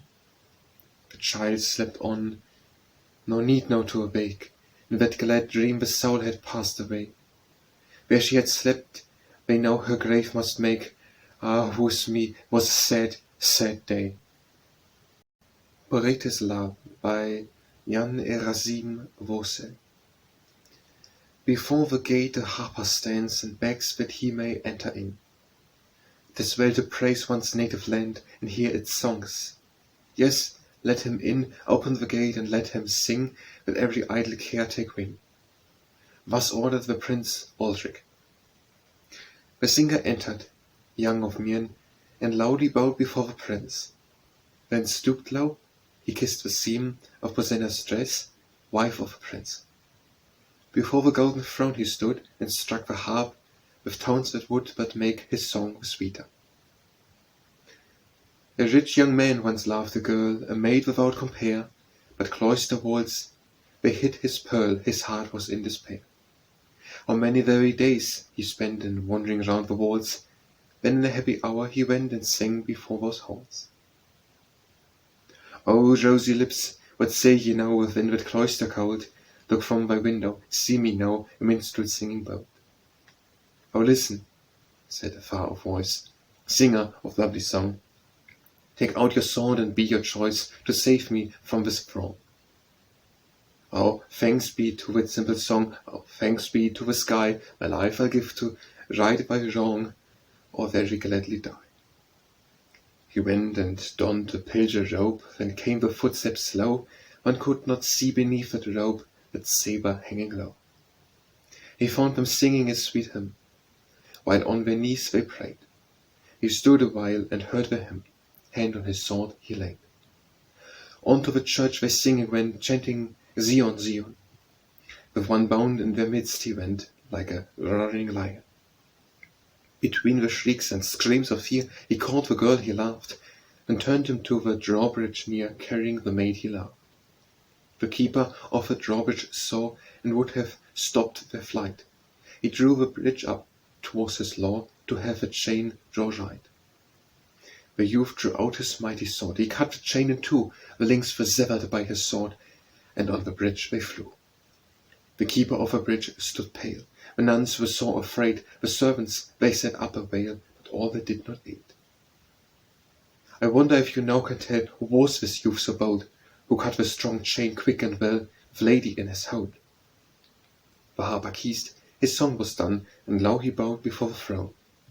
The youths they whispered everyone, it is not true, in undertone.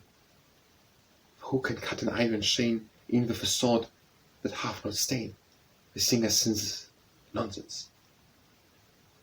Prince Ulrich smiled and asked his wife, Bozena, if she knew his fault. It seems to me 'tis true to life, and with the youth his loved one sought, I feel that the Bretislav, our son, could do this deed beneath the sun, as well as that bold stripling. And see, the door flew opened wide, while youth and maiden entered in. The bow into his father's side, Bretislav leads his loved one in.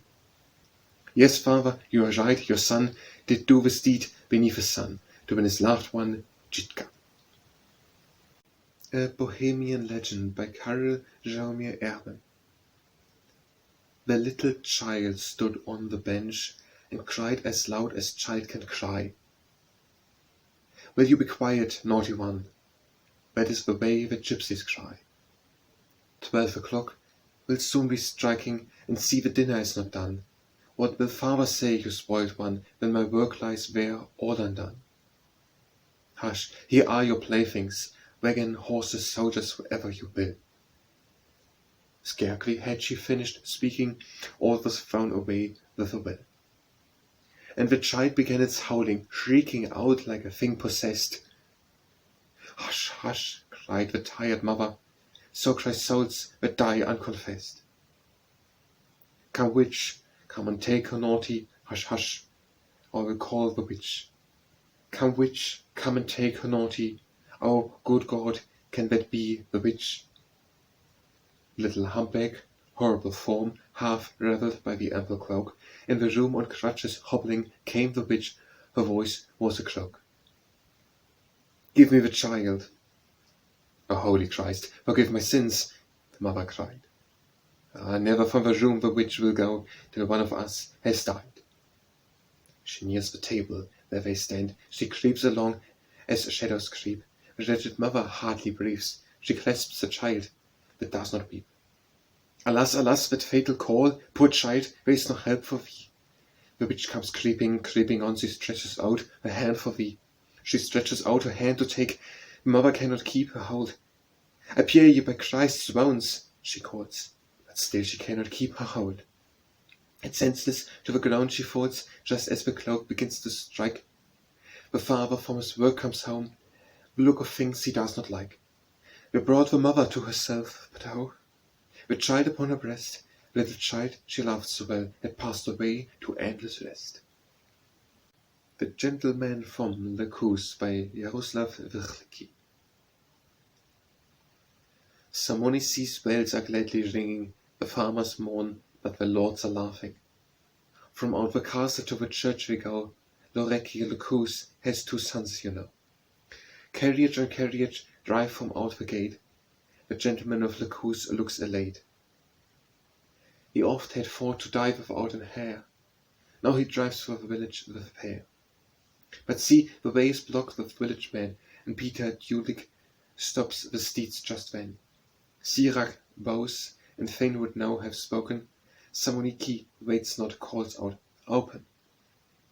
Coachman, beat the knave, whip him from the way, let my horses tramp him down this glad day. But Peter Dulik will not lose his hold, but calls out in a voice both loud and bold, God has given you twins, will your mercy show, mercy, for God's sake, mercy to us show? Free us from the 10th part, lighten our way, for we starve and fast, as on Good Friday. Faint we are with labour, toiling for you, oh, bless us this day, twins God gave to you. Yes, God gave me twins, Lorecki now cried. There will be whips for your lazy hide. They will help me drive you rascals low-born, to help me in this task. See, they were born. 2 God gave to me, 1 was not enough, to dare to speak of mercy and such stuff. Wait till they grow up. Clear away, I say, and take care that we meet no more today. Dulik dropped the reins and all turned aside. Dazed he looked around. Wrath he could not hide. Then he quickly spoke in the common speech. Never as whips will your sons' manhood reach. No more we will murmur, which we will do. Cut your whips before they grow strong and true. For our children's backs scorpions we'll not rear, nor see them made to cripples. Have no fear. Somebody said bells, gladly ringing. Lords mourn, but the farmers are laughing. The castle is in flames, blood is flowing. On a cask-beaten Judic is judging. With pitchforks round about him stood the men. It was the farmer's sigh of justice then. Beneath him in a pool of blood there lay somebody's lord with the sunset day. The Youth from Hrusov by Václav. Across the stony mountains, who comes in war's array? The warlike Lkouse, is it? Quick, arm thee for the fray. A charger waits to bear thee. My son, grasp quick thy sword, and hold the spear with courage. I am too old for the taunt. Thus spake the old Hrusov unto his well-loved son, and gave unto his brave hand a flagstaff bravely won. Take now this golden banner, 'neath which your grandsire fought, the heaven on the sea-coast, where he great havoc wrought. Many a time this castle the enemy had won, but when they saw this banner, they feared it, every one. Take it, my son, and cherish, yea, as thou wouldst thy life. Come back with it triumphing, or die there in the strife. The old man's voice was husky, the lad from him must part. The youth, he caught the banner and pressed it to his heart. Upon his breast was hardness, his sword was by his side. His heart beat for his loved one, with love he could not hide. Her eyes with tears are heavy, as she looks on the youth. Her cheeks are pale with anguish. God be with thee in sooth. A wreath upon the banner, a ribbon on the sword. When she called out, be prosperous, come, living from the horde. One heard the noise of battle, the blows that fell apace. New warriors rushed to Concord to fill the vacant place. The youth is with them, carrying the banner of his land. The sun is shining on them. It lights the bloody band. Upon the castle turret the maiden gazing stands. She looks down on her lover, fighting those warlike bands. Her heart with pleasure beating, when high the banner flies. Her hands to heaven she raises, when low the banner lies. Like a wild beast defending the lair that is his home, the youth is rushing onward, his horse is all in foam. But Lkouse goes to meet him. He strikes with might and main. The arm that holds the banner, the hand sinks down in pain. The banner would have sunk now, had not the fearless youth caught it in his strong left hand and held it high in truth. A lion was the stripling in bravery. To and fro one saw the banner waving, like forest tree I trow. Lkouse' men are charging, one comes behind the lad, with mighty spear he strikes him, his blood is running sad. The left hand now is shattered, the flag with blood is red, his pale lips caught the banner, the horse turned round and fled. Fled onward to the castle, and where the youth fell dead, his pale lips held the banner, the noble soul had fled. The maiden on the turret, like stricken doe, runs down, she looks upon her lover, then dead she too falls down. The plain is green with grasses, a mighty tree stands bare. The lightning struck it often, for ages it stood there. The castle is a ruin, it frowns down from the hill, but the memory of the youth lives in Bohemia still. The Daughter's Curse by Karel Jeremy Erben. Why are you so lost in thinking, daughter mine? Why are you so lost in thinking? You who were so fond of laughing, and whose face was always glad. I have killed the little pigeon, mother mine. I have killed a little pigeon, a forsaken little pigeon. It was white like snow. 'Twas no pigeon, I misdoubt me, daughter mine. 'Twas no pigeon, I misdoubt me, but your brain is touched, I fear me, and your look is strange and wild.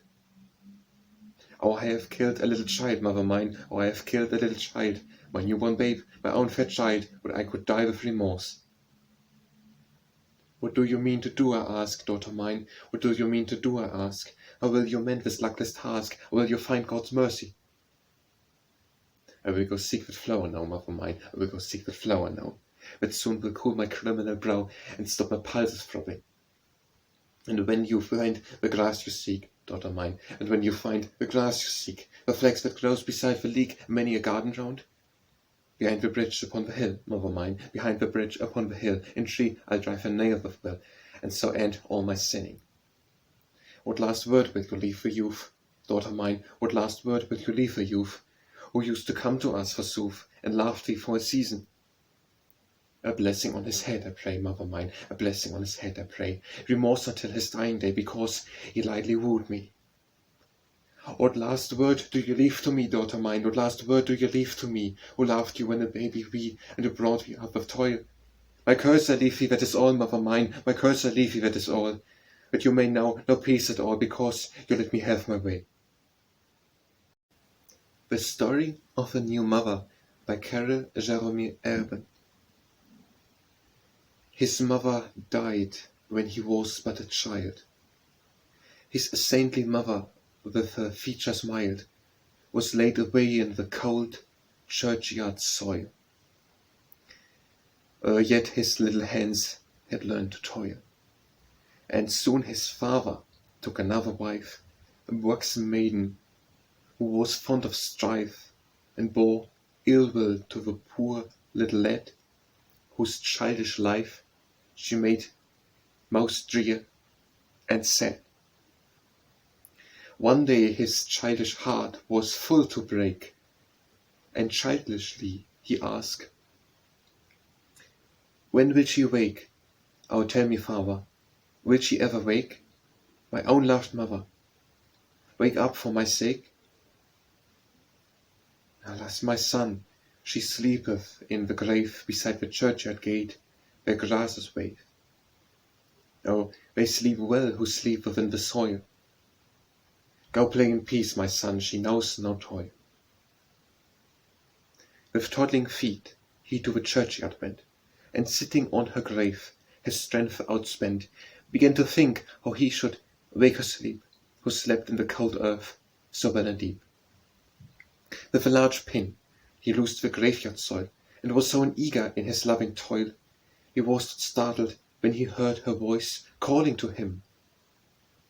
"My child, my love, my choice, I cannot come to thee, for on my heart lies a great stone, from which I cannot part. But tell me, my beloved, why art thou here?" And when the little child, without a fear, said to his mother, "When she gives me bread, she always says she wishes I were dead. You also gave me bread, O mother mine, and buttered it, for surely I was thine. When she combs my hair, see my tears fall fast, for she pulls it till the blood comes at last. When you combed my curls, oft you kissed my hair, and you laughed to hear me called good and fair. When she washes me with her rough, hard hands, see, she sometimes scrubs me here, e'en with sand. When you washed me, oh, never did I cry. Oh, how can you sleep and leave me to cry?" Then his mother's voice said low, "So, my son, I will come for thee at the rising sun." Then the little child with a happy smile said to his father, "In a little while you can dig my grave by my mother's side. By this time tomorrow I shall have died, for she told me true, at the rising sun I will come and take thee, my darling son." When the morning came, dead upon his bed lay the little child, but his soul had fled to those realms on high, where his mother stood. No need of speaking, all was understood. On the third sad day, by his mother's side, they laid him gently, who so oft had sighed, and his father, gazing upward at the sky, said, "Oh, would to God that I too could die." The Mysterious Ringing by Joseph Orange. The winter evening draweth near, o'er stubble fields the wind howls drear, and borne upon the northern blast to Cardiff Tyn rides a courier fast. The tower bell rings sad to-day, without is frost, within is May. The servants they are happy all, and oft a merry jest let fall. The tower ringer enters now, an old man with a noble brow.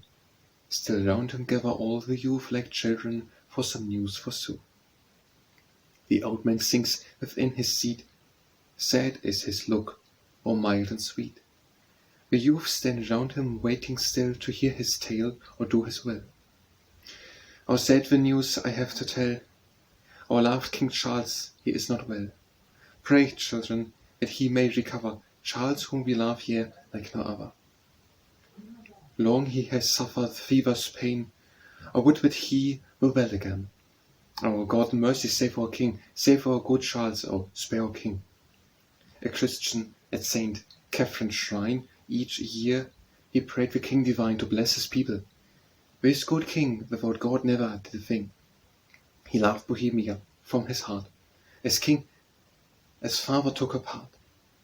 He loved us all like children dear, our good Charles without a peer. What's that, you hear? The key hangs there, the tower's shut, let the light flare, you hear? How mournful is the town, St. Catherine's bell, it rings alone. Silence a while, they listen all, the bell tolls from the tower toll, then suddenly the bells ring all, and strange the message that they bore. He is no more, he is no more. I wonder why the key hangs there. Bring me a light, I'll climb the stairs. Breathless, he stands before the door, the bells are ringing as before. The door is shut, here listening stands, the bells are rung by unknown hands. He trembles as he listening stands, for sad the message that they bore. He is no more, he is no more. The ringer opens quick the door, he climbs up to the towered floor. But there he breathless stands in fear, the bells toll, but no man is near. He hears the iron hearts beat quick, the melody, it makes him sick. He gazes around in mute despair, for not a living soul is there. He falls upon his knees and prays, the great bell far above him sways, then all ring like on funeral days. He listens, praying on the floor, Charles is no more, Charles is no more.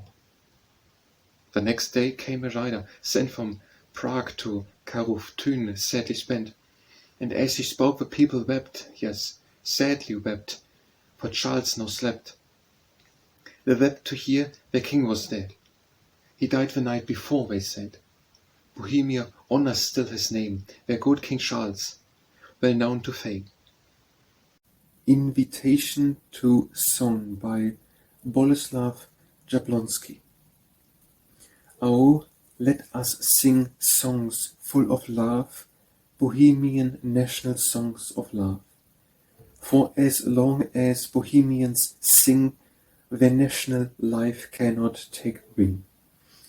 Go wander all over our land, over valley and wood-crowned hill. There's not a place without a band or song like a mountain rill. The Bohemian lion loved song, songs he sang against every wrong. And when for his country he fought, it was also with a song that he taught. Even the castle Vishrad shook when Zaboch the minstrel sang like Orphan upon the green sod. War songs that like clear trumpets ring. For this reason Bohemians should sing that their national life ne'er take wing. Sweet Death by Flora, Pauline, Kopta. A youth rides quickly on his steed, he rides to battle. The war horse gladly nighes and leaps, but his poor mother at home weeps for her darling son, for her darling son. Weep not, my loved mother, for your dearest son. I must go, you all to defend, my loved country's flag attend, even if I die, even if I die. After time I'll come again, on my battle steed. Bohemias cannot cowards be, but the thick of the battle see, both I and my steed, both I and my steed. But should I in battle sinking ne'er come home again, when you remember, mother dearest, no Bohemian ever fearest for his land to die, for his land to die. Song of a Soldier by Anonymous. Very soon ended the dream of my life. Yesterday I galloped gladly, today my heart's blood rushes madly. Tomorrow I sleep in death, tomorrow I sleep in death. Tra la la la. Your boyhood and youth have ended too soon. You had a soldier's brow of pride, and your cheeks were like the roses dyed. They have faded now, alas, they have faded now, alas. Tra la la la. Now fear, let the will of God be done. Write about me a warrior song, that I was brave and did no wrong. I die gladly for my land, I die gladly for my land. Tra la la la. Why is it? The Flora, Pauline, Kopta. The peaceful moon is shining in heaven's vaulted dome, the stars around her shining like sisters of one home. Why, oh why, poor heart of mine, art thou troubled and dost pine? Upon the glacier lake's surface a swan majestic swims, rushes in this quiet place obey the sapphire's whims. Why, oh why, poor heart of mine, art thou troubled and dost pine? A pretty pigeon flutters, soft cooing to his dove. Mother swallow chirping flutters, seeking food for her love. Why, oh why, poor heart of mine, art thou troubled and dost pine? Day and night I pass in anguish, in an endless warfare. Nothing pleases me, I languish, and my heart is in despair. Why, oh why, poor heart of mine, art thou troubled and dost pine? The melancholy nightingale is singing of his pain. I too have lost my laugh and wail, my tears they fall like rain. This is the reason, heart of mine, that thou art troubled and dost pine. When I went to see you, by Flora, Pauline, Kopta. When I went to see you through the forest, you were more lively than, alas, more lively than. But now you are pale, my last one, and I fear for your ail there is no cure, alas, there is no cure. When I went to see you by the marshes, you were like a rose wind, alas, like a rose wind. But now you are pale, my loved one, and I fear for your eye there is no cure, alas, there is no cure. When I went to see you neath the window, you were all milk and rose, alas, all milk and rose. But now you are pale, my loved one, and I fear for your ail there is no cure. There is no cure. At the church door by Flora, Pauline, Kopta. Now they lead my last one to the church door. Now when you are mine, beloved, now you are mine. Not yet am I yours, love, not yet, I am still my mother's own. Now they lead my loved one to the altar. Now when you are mine, beloved, now you are mine. Not yet am I yours, beloved, not yet, I am still my mother's own. Now I lead my loved one from the altar. Now when you are mine, beloved, now you are mine. Now when I am yours, beloved, alone, now I am no more mamma's. Cuckoo Song by Flora, Pauline, Kopta. Cuckoo, cuckoo, sang the cuckoo in the little grove, In her own home wept my loved one, in her lonely room, Why are you weeping, lamenting? Surely you are mine, surely you are mine. When the cuckoo cries at Christmas, 3 times you are mine, 3 times you are mine. How can I keep from lamenting, when you are not mine, when you are not mine? For the cuckoo near at Christmas lets his voice be heard, lets his voice be heard. Good night, by Flora, Pauline, Kopta. Good night, my beloved, sweet good night. God watch you himself, loved, and keep you, dear, good night, and sleep well. May your dreams be sweet, my beloved. Good night, my beloved, sweet good night. God watch you himself, loved, and keep you, dear, good night, and sleep well.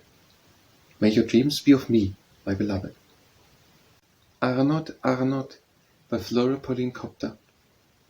Arnott, what you would seem to be are not, true as you seem to be.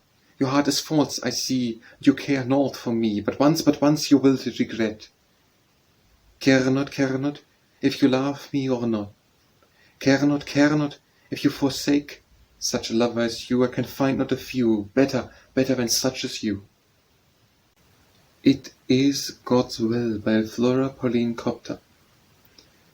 It is according to God's will that what we love most must fade or forsake. There's nothing that our hearts are so filled with sorrow as when loved things fade or forsake. If a young lassie full of grace should chance to give you a rosebud, remember, tomorrow will smile in your face, but that Eve is dead, the rosebud, remember. If God has been blessed you with love, and you worship a lassie true from your heart, there'll come still a time when your love will forsake you, and not be true, but forsake. Beautiful Stars by Flora, Pauline, Kopta. Oh, beautiful stars, how very small you are. Once you used to give me pleasure, the whole livelong evening. One of you, the brightest, the glorious morning star, followed me with its golden light to the home of my love. Moon amidst the high clouds, how far off you are. So far off is my beloved one, from my reach as you are. Going a-wooing by Flora, Pauline, Kopta. When our fit went a-wooing down the winding lane, not a cloud was in the sky to betoken rain. In his best clothes he went a-wooing, starched up shirt and collar showing. Now a decent lad goes a-wooing by the bachelor still. When he came back from his wooing, 'twas a pouring rain. Drenched he was from head to foot, that did give him pain. Soaking wet was all his clothing, and they mocked him well for going, while they looked at him with laughing in his sorry plight. Poor young man, this had not happened had he stayed at home. After a coquettish maid, it is hard to roam. While she frowned upon his wooing, see this happened to him, showing one must be quite sure of winning of a girl by mock. Maid of the Earth by Flora, Pauline, Kopta. Maid of the earth, to earth I came, and on the earth my senses found, well contented that the same earth should be my burying ground. Lord, make me happy then, Where are the loving hands of my long-lost tender mother, who rocked me with hopeful hands, and loved me as no other, when I was a wee one. They are no more, alas, no more. Long they sleep in the cold, dark earth. How forget the love they bore to me and their honest worth? How thank all their goodness? The Rain by Flora, Pauline, Kopta. It rained so hard, a dreadful rain, and it was muddy, so very muddy. Still I used to go and see you, in spite of all that. The more I loved you true and well, the falser were you, sad to tell. That was all the things. The nightingale is a small bird, very hard to catch. A lover's eyes are quick to see, and won't be deceived. Before you will play false to me, I choose a soldier's life and be a warrior free, maid, so false to me. Do you dream me sore-stricken, weighted by heartaches down, if I ask you for your daughter? But you think me blind, There are maidens all too many, like the berries on the holly, when one looks around. Prayer on the Mountain Rib by Yaroslav Vichliki. Tired, fatigued, and half unconscious, pilgrims from a famished country, from a land of sighs and wailing, we pray, Sire, Czech, for our country. Bless that our father's strength may increase, that our infant children may grow strong. Bless that our skulls be hard as the rocks to withstand the evil and wrong. From a persecuted land we call, where the terrible fiend we must gorge, where the dragon is master of all, we beseech thee help us, Saint George. Give us strength that we may do our work, that each be filled from on high with strength, that like you we may kill the dragon with a spear and conquer at length. From a mountain top where we can see for miles, let the victorious hymn sound. For our country again it is free, and ours every valley and mount. Comfort by Karel Sudimir Snatchery. Mortal, if with earthly sorrow, loss and anguish crush thy heart, if thy friends forsake and hate thee, if thy children break thy heart, if no wish of thine should prosper, find fulfilment in this life, and the good you planned and strove for die unknown in the strife, still I bid thee hope and suffer, hope in God and leave thy care. He will lay no more upon thee than he gives the strength to bear. So, poor heart, new courage taking, let what will with thee betide, knowing that thy God is mighty and thy Father by thy side. O most beautiful summer night by Jan Neruda. O most beautiful summer night, enraptured my soul with thy light. In the daytime 'tis suffocating, but evening is invigorating. From the vaulted heavens the moon, heaven's out farther, very soon, with silvery light all over the world will shine, changing water to pearl. Around him then his children small, the little stars good-hearted all, with their golden voices seem to say, tomorrow will be a lovely day.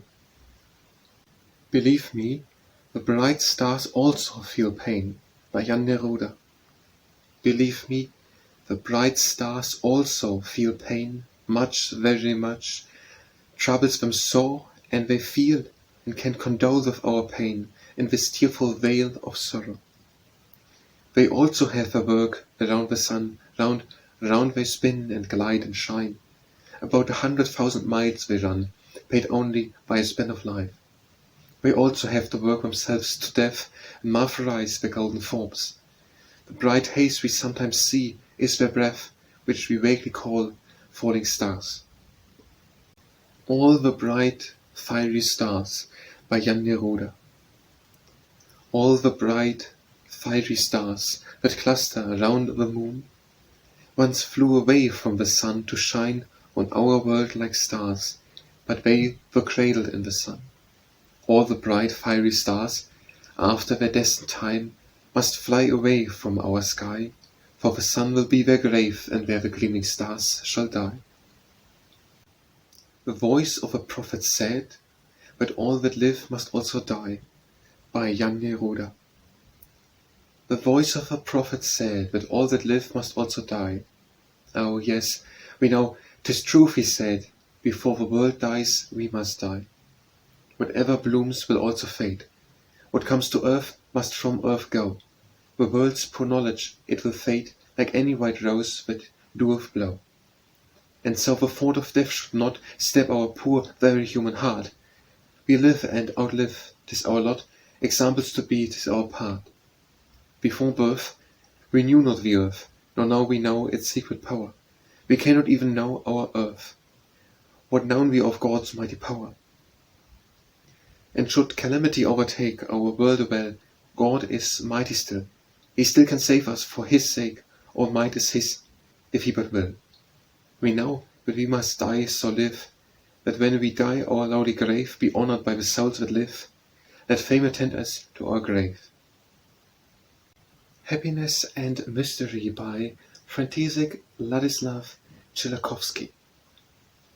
Oh, happiness, happiness is a fair flower.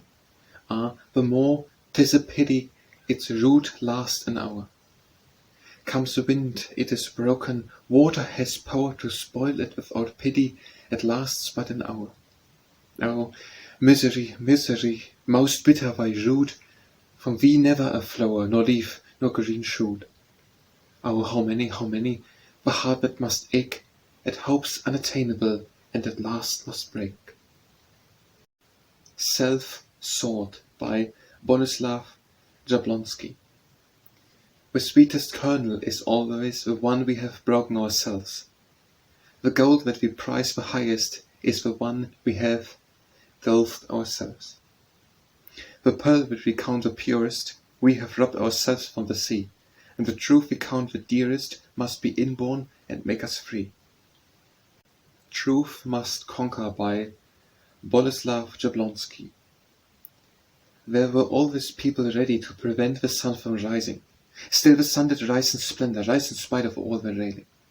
Yes, he rose in glory shining on the high hills, the plains, vales, rose in splendor on the countries, on the blue ocean full of sails. I remind you by Svatopluk Czech. Say, will there come a time when the rich man will be ashamed of his good clothes and say, I see my brother man without a roof, shivering and cold upon this wintry day. Say, will there come a time when he will pause and throw away his goblet ere he drink, and think unto himself, my fellow man, for want of bread around me in death sink? And when the holy night, the birth of Christ, brings to the wealthy child the Christmas tree, laden with gifts and lights, the poor man's child in his room sadly say, Naught for me, naught but the flowers on his frost-bound pane. Is this the love of neighbor, like oneself? Oh, Christ of God, thy kingdom is not yet. We are not ruled by love, but filthy pelf. Oh, that thy kingdom, near to our earth, thy starry kingdom, would draw near in love, and teach our human hearts to know and feel the blessedness of helping man above, the degradation that makes life a hell. Oh, write upon your banners, help the poor. Light the sad eyes, and chase away the care. He will reward you, who was also poor. The Bohemian Mother's Tale by Flora, Pauline, Kopta. He was not like the other boys who only cared for noisy plays. He used to throw away his toys and lie there dreaming half his days. He was an idle lad who would not learn at school, but I can't say that he was bad beyond the rule. He was not strong enough to work, to do the drudgery of a farm. His father's words they seemed to hurt, though heaven knows he meant no harm. The boy would flush with pain at every angry tone. I've often watched him through the lane walk off alone. A boy like that can never live and thrive in such a home as ours. I therefore thought 'tis best to give a boy like that to higher powers. Within the convent gate I led my wayward son, right thankful was I and elate when it was done. The convent stood upon a hill, you could see far on either side. The brothers had some fields to till, and they had forests far and wide. They taught my son to serve, and also how to pray. I watched him often with the herd pass by that way. One day there came an artist great. He was to paint the convent church. Alas, it was my poor boy's fate to wait upon him in the church. He handed him his paint and did it, know not what. It smelled so bad he felt quite faint, and drew his lot. Yet I must say he painted well, the saints alone would bring him fame. My boy had something new to tell, and show me every time I came. Oh, give me peace, I said, such things are not for you. Go, lead the life that you have led, in that be true. He answered nothing, but I saw he thought the more, for he was still.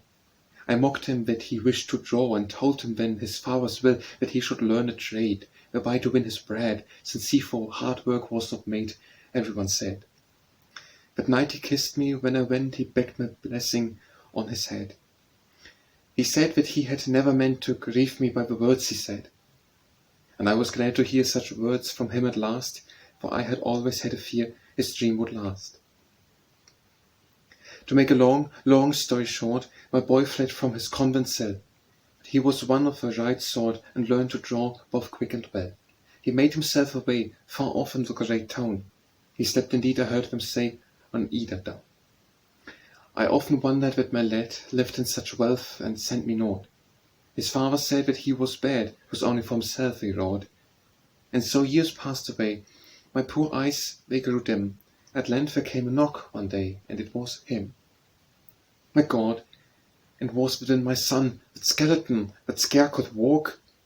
One say at once his life was done. He hardly had the strength to talk. We bore him to his bed, and I sat by his side, and every word was kind, we said, until he died. It seemed that it was all a lie. About the wealth they said he had. He lived up in a garret high, and starved himself to death, my lad. He won the prize, you say, the greatest prize they give. What care I for words they say, or things they give?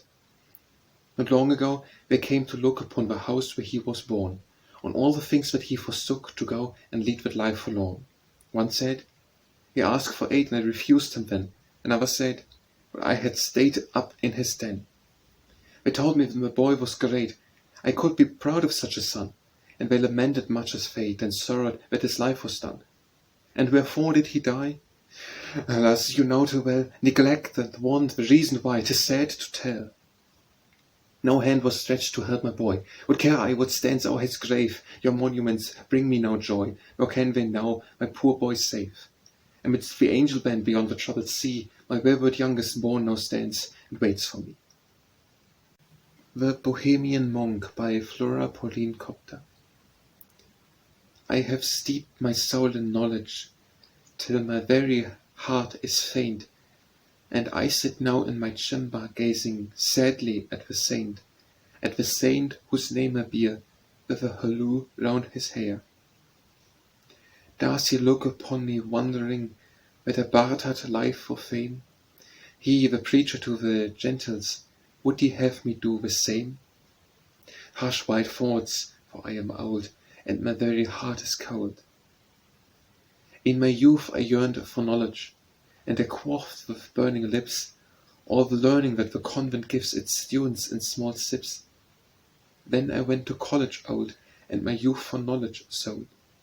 Yes, fame came with laurels crowning this poor head of mine in youth, and my name was held in honor, for my words were words of truth, and my convent cell was sought for the learning that I taught. Was it wrong to yearn for knowledge? Knowledge that must pass away sometimes as I sit and ponder? I can see another way to a glory without end, never yet by mortal penned. Sometimes as I sit and think of the days of long ago, I can see the martyrs kneeling to receive the fatal blow, and I almost seem to hear angels calling, "Have no fear." And I look around my chamber, stored with books and parchments rare, and my heart is sick of knowledge, and I wish that I was there, where earth's thirst is quenched for aye, and night turns to endless day. Now, my master, midst my learning seldom I have thought of thee, and I thought my students' knowledge, but I never spoke of thee. Now I dread to hear thee say, "Slothful servant, go away." Oh, my master, in thy mercy, spare me yet another year. Let me speak in words undying to the youths who come to hear. Give me strength to warn and guide these few striplings to thy side. And if one of them should, hearing, yearn for that high crown of life, which I missed of all my learning, God, fit him for the strife, and then take me very old, where thy face I can behold. Farewell by Adolf Hayduk. Before my charger bears me to the battle upon the elder plain, I come again to see thee, dearest, and 'neath thy chamber window, sweetest, plant a snowball bush by the Seine. Should it in early spring be green with leaflets and many blossoms fair, think of me then, O my precious one, riding home, and the battle well won, to you the fairest of the fair. But should the salmon spring be dried and leafless, without bud or flower, think of me then, in some far-off plain, where the enemy's swords lying slain, and that I blessed thee in that hour. The Way is Long by Adolf Hayduk. Very long the footpath, hedged on either side, as I trod it sadly. "Friends, farewell," I cried. "Farewell I have said now unto all I love, hamlet of my parents. Farewell with my love." Where are the happy hours of my happy youth? A thousand pities they have passed forsooth. Fate returns us nothing that she takes away, only this, she brings us pain and grief each day. Mother sleeps in graveyard, father by her lies. Will the dawn of heaven bring them to my eyes? When my heart thinks of them, sorrowful I say, will the grave bring me what life took away? On our cottage roof lies snow by Adolf Hayduk. On our cottage roof lies snow, frozen snow today, and beneath my mother lies fading fast away. In the spring, when the snow melts in the garden near, on my mother's grave the wind wakes the grass, I feel. I used to think by Adolf Heduk. Oft I used to think of far-reaching lanes, of flowery banks and palmy plains, of lonely lion in his kingdom vast, of ruined cities and of all the past, of mountain ranges, of the ocean's swell, of golden castles, crystal sea as well. But now, oh God, I think of nothing more but of the darling and the love I bore. Now I only think in cold and in snow of you, lonely feel in your mount so low. If you lonely feel in your coffin narrow, metal bound and strong, but oh, so narrow. And I think perhaps my little one sees me, and my heart is faint, and my tears fall free. And I think, yes, day and night I ponder, fearest thou in thy white shroud over yonder? When the thought comes o'er me, thou wilt take me as I took thee in my arms and hushed thee. When you used to cry, and my soul grows weak, and my heart weeps for the child it would seek, and I think that after this sad sorrow I shall clasp thee in the great tomorrow. The Wedding by Adolf Heduk. She stands near to the altar, her eyes are filled with tears. The old priest weds the stripling unto the girl she fears. Draw her kerchief low, I pray, hide her red eyes weeping, sobbing as if heart should break, she looks on his wedding. Wrap a garment round her head that ached so madly. Alas, they bear her forth from the wedding sadly. When my sick heart should end its dream by Adolf Heduk. You ask how I would like to die? Toward evening in the month of May, where dancing shadows laugh to play, in jessamine bower, where harebells sway, on some fair day I'd pass away. You ask how I would like to die? Where blue forget-me-nots are seen, and perfumed roses' purple sheen would play on lips and breast, I ween, when my sick heart should end its dream. The Forest Nymph by Adolf Heduk. Wander not in the dark forest, where a woman roams at will, and that woman is a wood nymph, charming hearts to every ill. Charming hearts? With what, my mother? With her eyes of turquoise blue. But a little while it lasteth but day, and then they rue. Treacherous is that nymph of forest, many youths have led astray, many she has left heartbroken, many she has killed away. And where wanders she, my mother? By a rock near fir trees tall. She is queen of all the wood nymphs, and the forest hidden frail. When the moon at full is shining on the trees and creeping things, she goes wandering in the forest, and a wondrous song she sings.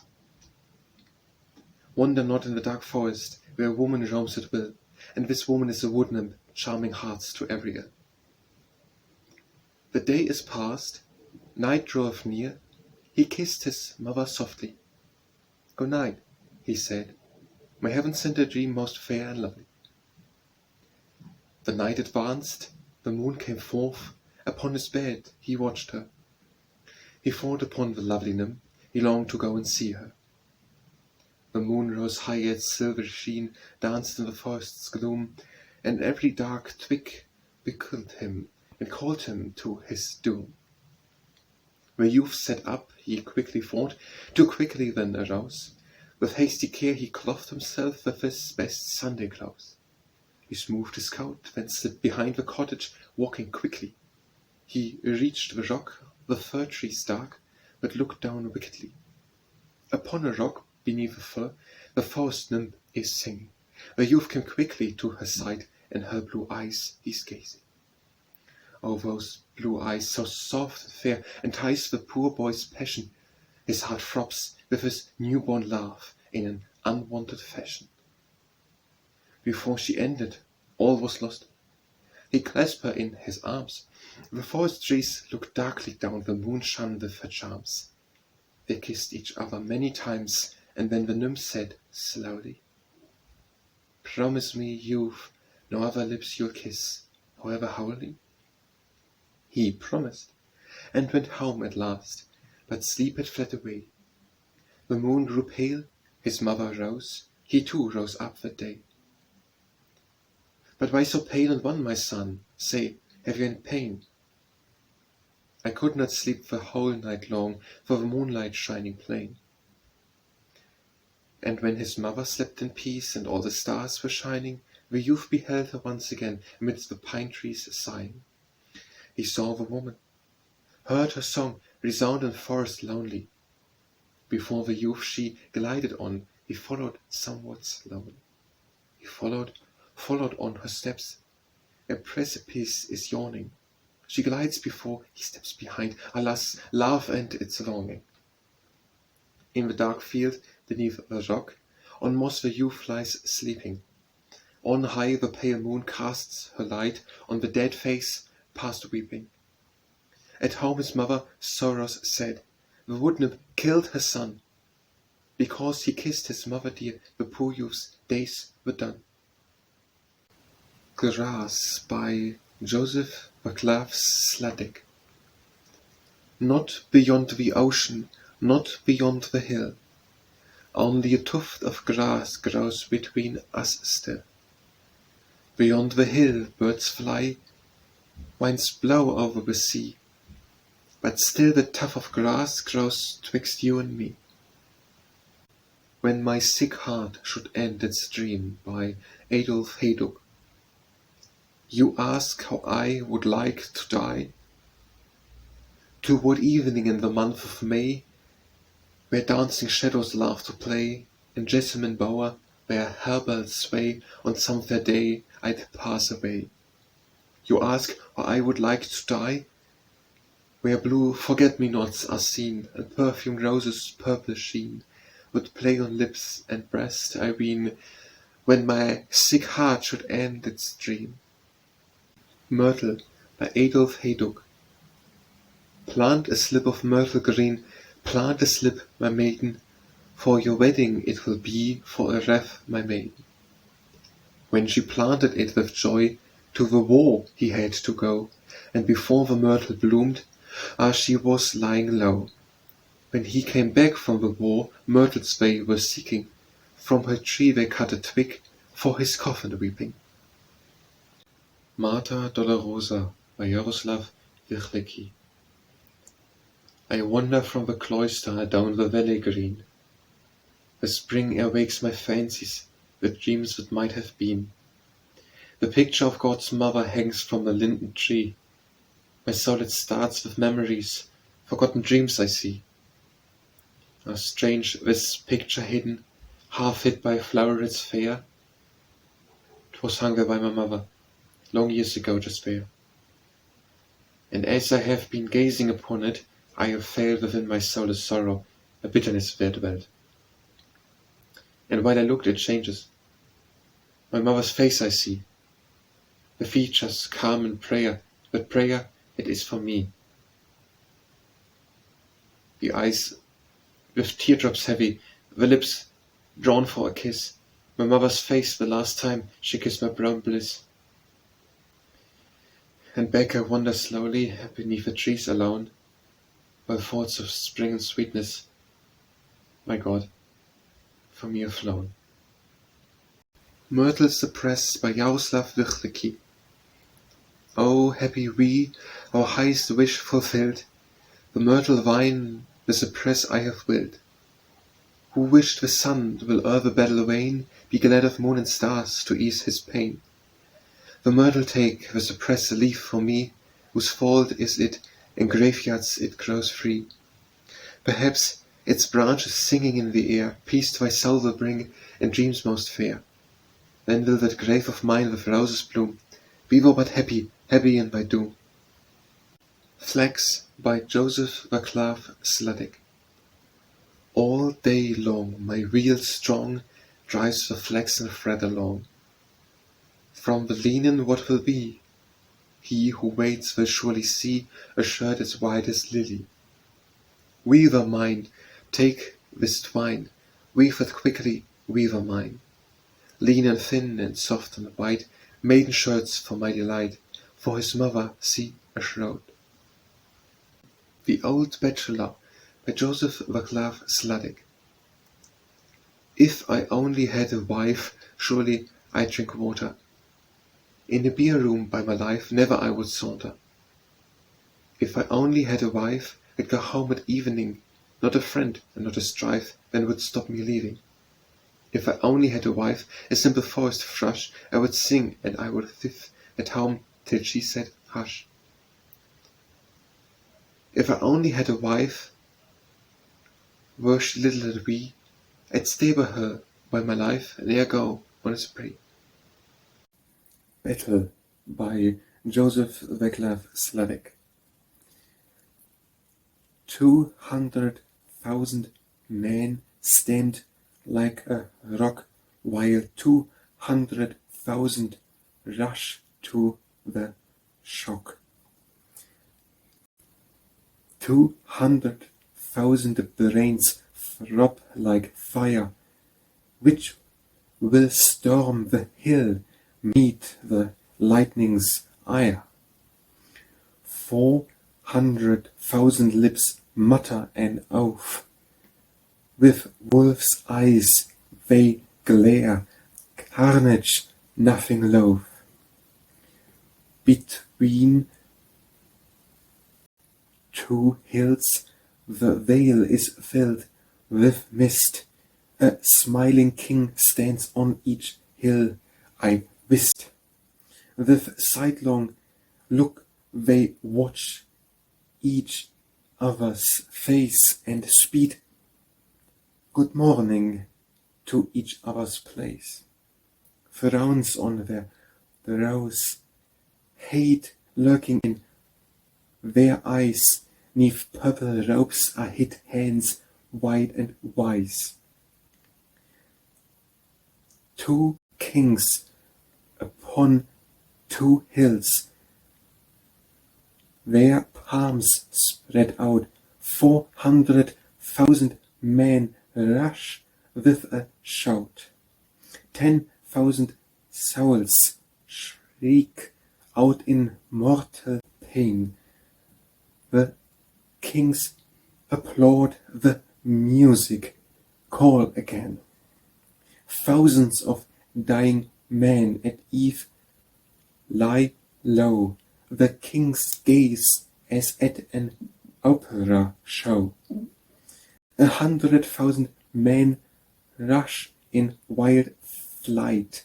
One of the kings says, smiling, a fine sight.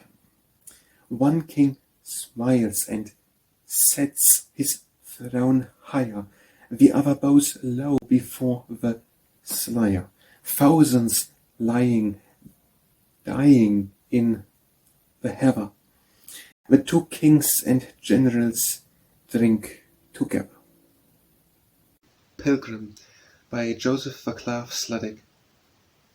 On my head a feather, in my hand a staff, I have wandered slowly the world's better half.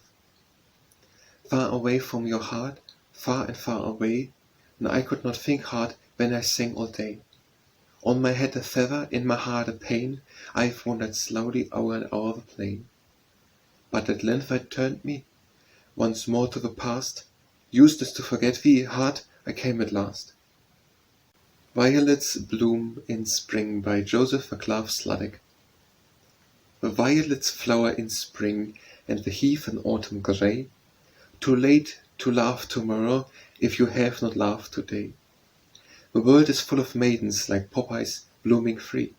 If one of them was mine, how happy I would be. I'd give her half my homestead and many a silver dim, but roses prick the bachelor that would pluck them out of time. For violets flower in spring, and the heath in autumn grey. I mocked the girls in my youth, they laugh at me today. When the Day Ends by Joseph Vaclav Sladek. When the day ends and I shall sleep, come see my grave, but do not weep, nor let your grief be overwild. Who sleeps is glad to rest in peace, and holy is the evening mild when the day ends. I loved you and you know it well, how much you helped me can I tell, how many pains and tears you dried. Then come and softly say, you sleep, but we shall meet somewhere at last, because we loved. Ach No Thou Sleepest by Teresa Melanova. It seems to me that in the spring's sweet air, thy childish voice I almost seem to hear, so far away, so far up in the air, from where the lark up in the vaulted sphere sings, and my heart goes out to meet thee there. Ach No Thou Sleepest. It seems to me when I kneel by thy mount, crossing myself with folded hands I pray, thou nestles to my sorrowing heart, and round thy presence lingers as it used to stay, and in thy eyes I gaze without a sound. Ach no, thou sleepest. Concord in the Nation by Joseph Leopold Svunar. Concord, brothers, stand by our mother, our mighty mother, our only love, and let the light of our glorious past shine on the lion flag from above. Long sleep has made us once more strong, the future will us honor yield. Only Concord, Concord, brothers, shield us, Saint Vaclav, with thy shield. Ah, once the sun of glory shining, illustrious Maid, Bohemia's name. From the Baltic to the Adriatic, our native land was known to fame. The sun shone, and our land was great, from mountain top to fruitful field. Only Concord, Concord, brothers, shield us to Saint Vaclav with thy shield. Bohemia spake, and the world trembled. From far and wide they quaking heard. She raised her voice to God, and heaven, by holy songs of hers, was stirred. It was Bohemia's voice that sang, the truth that from her mountains pealed. Only Concord, Concord, brothers, shield us, Saint Vaclav, with thy shield. Oh, for the true words and the true faith of our Kirillent Methodage, Bohemia on the bloody mountains lost her freedom through faith in you. Knock, our Bohemians, on your hills, where sleep the brave who would not yield. Only Concord, Concord, brothers, shield us, Saint Vaclav, with thy shield. Yes, there is honor in a downfall after most desperate warfare, when the land lies crushed but not conquered, for the free soul still lingers there. Like a phoenix from dead ashes, warriors arise from our fields. Only Concord, Concord, brothers, shield us, Saint Vaclav, with thy shield. My country, my poor blinded country, what fate now can cause thee to blaze?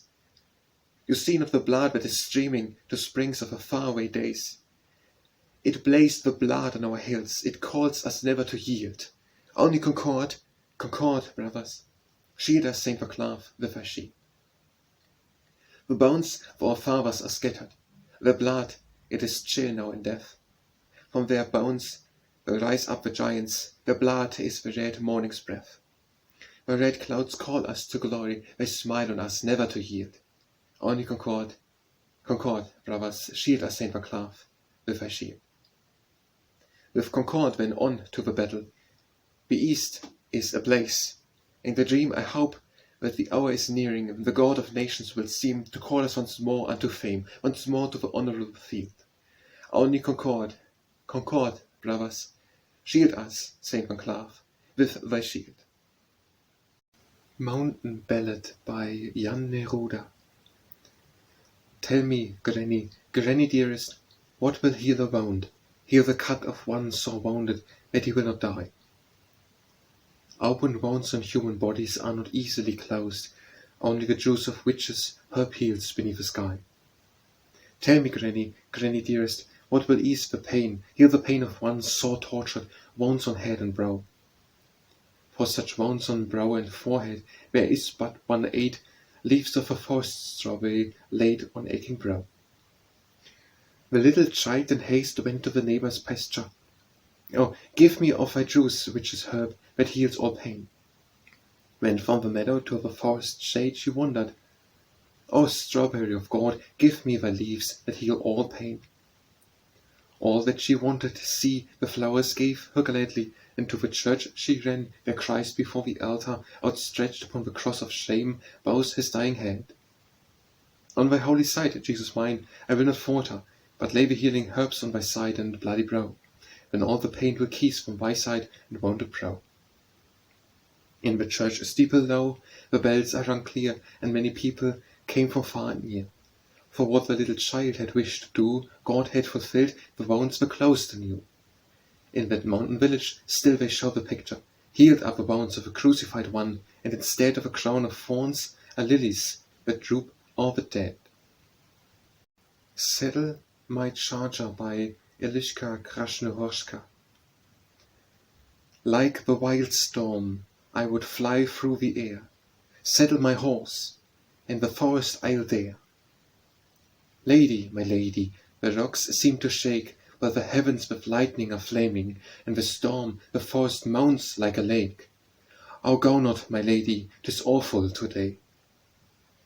With lightning and wind I'll ride for a stake. Go saddle my charger, make no mistake. Lady, my lady, oh, risk not your life. Wild beasts in the forest prowl tonight, and foxes are howling amidst the strife. Who knows if the forest you'd leave alive? To hunt the wild beasts in storm is delight. Saddle the fox, with my spear I'll kill outright. Lady, oh listen, your lord comes today. Will you not welcome him back to his home? You know he'll repay you, revenge his way. Stay at home, lady, dreadful is your lord. I know it, him only a dread today. With a whirlwind I'll fly out of his way. Terrible is it to live in his sight. Awful to meet him, no love in my heart. Saddle, let me hide myself from his might. With whirlwind and foxes 'tis easier to find. The Spinning Girl by Eliška Krasnohorska. What are you spinning, my sister, day by day, that your tears fall on the soft flax in this way? My tears they fall with grief, or my love's short dream. What I spin, why my wedding garment I weave. What spin you at night that no dreams make you doze, when no wedding you'll have, sister mine, these days? No bridal I'll have, but my lover will wed. To his wedding I'll go in white dress, I have said. What spin you in haste, with the moon's pale ray? Does your lover haste to the altar, I say? I must hasten, my brother, the time is near. In my shroud I am spinning the moonlight drear. The bells are tolling reproachfully and slow. To her grave they bear the spinner lying low. Why are the bells pealing so gladsome and clear? For a wedding they ring with a noisy cheer.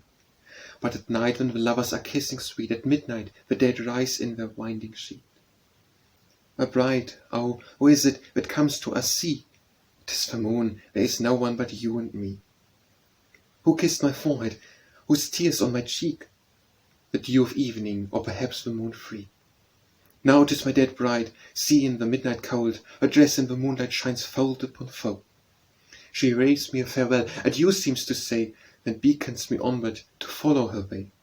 I follow, my power of witchcraft drawn on. My lover, what madness is this, strange and strong? He climbs through the window and stands on the sill. Keep hold, now alone God can save if he will. The moonlight is drawing him, dizzy the height, life's burden has passed from him into the night. Stop, lover, one step and death stands in your way. Where he stood falls undimmed the moonlight's ray. The moonlight shines clear on the river's white bed, where he and the spinner united lie dead. Forsaken by Eliška Krasnohorska. Weep, my maiden, weep and cry. To your lover say farewell.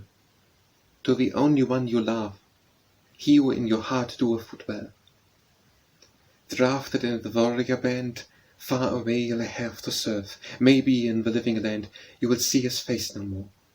Oh, that I were in my grave, deep beneath the emerald grass, on the mound, a heavy cross pressing my poor head, alas. Then 2 eyes would only weep, where 4 now are bathed the tears. Then 2 eyes would only burn with the scalding bitter tears. Smith's Song by František Ladislav Riga. No man greater than a blacksmith, honest, sturdy as the blacksmith. Firm upon his feet he standeth, dealing heavy blow on blow. With quick hand his axe he handeth, many works before him grow. And so, blow upon blow, like thunder they fall on the anvil, and lo, he misses the iron by never a blow. Blacksmiths, like all things in keeping, heavy blows and not much speaking, manly speech and diligent work, hard for every noble thing. And so we hear him at his work, dealing blows that loudly ring, and so, blow upon blow, like thunder they fall on the anvil, and lo, he misses the iron by never a blow. The blacksmith is a man of truth, at home or in the world forsooth. The crooked he makes straight, the bad he throws away in the dark.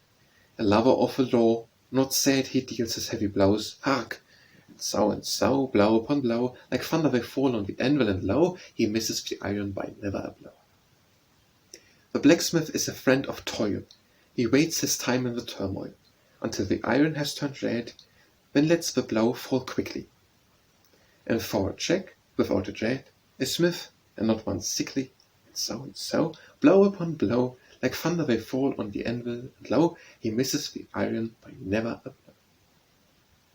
Bohemia is our native land, and blessed of God with coal our land. The coal it gives us light and heat, and the iron makes us strong. Strong hands can do great deeds, and meet for a heart that knows no wrong. And so, blow upon blow, like thunder they fall on the anvil, and lo, he misses the iron by never a blow. Bohemians have been blacksmiths bold, strong of arm, they have kept their hold, made plows and harrows, threshing frail, axe and hammer, bar and nail. With shame their cheeks were never pale, they knew not such a word as fail. So, blow upon blow, like thunder they fall on the anvil, and lo, they miss the iron by never a blow. The Strange Guest by Karl Jaromir Erwin. Mirth and dancing, music playing, song and jest alone are heard, and the bride with joy is laughing at the bridegroom's generous cheer. Listen, servants, man and woman, cries the bridegroom, wild with joy. Open pantry, open cellars, eat and drink without alloy.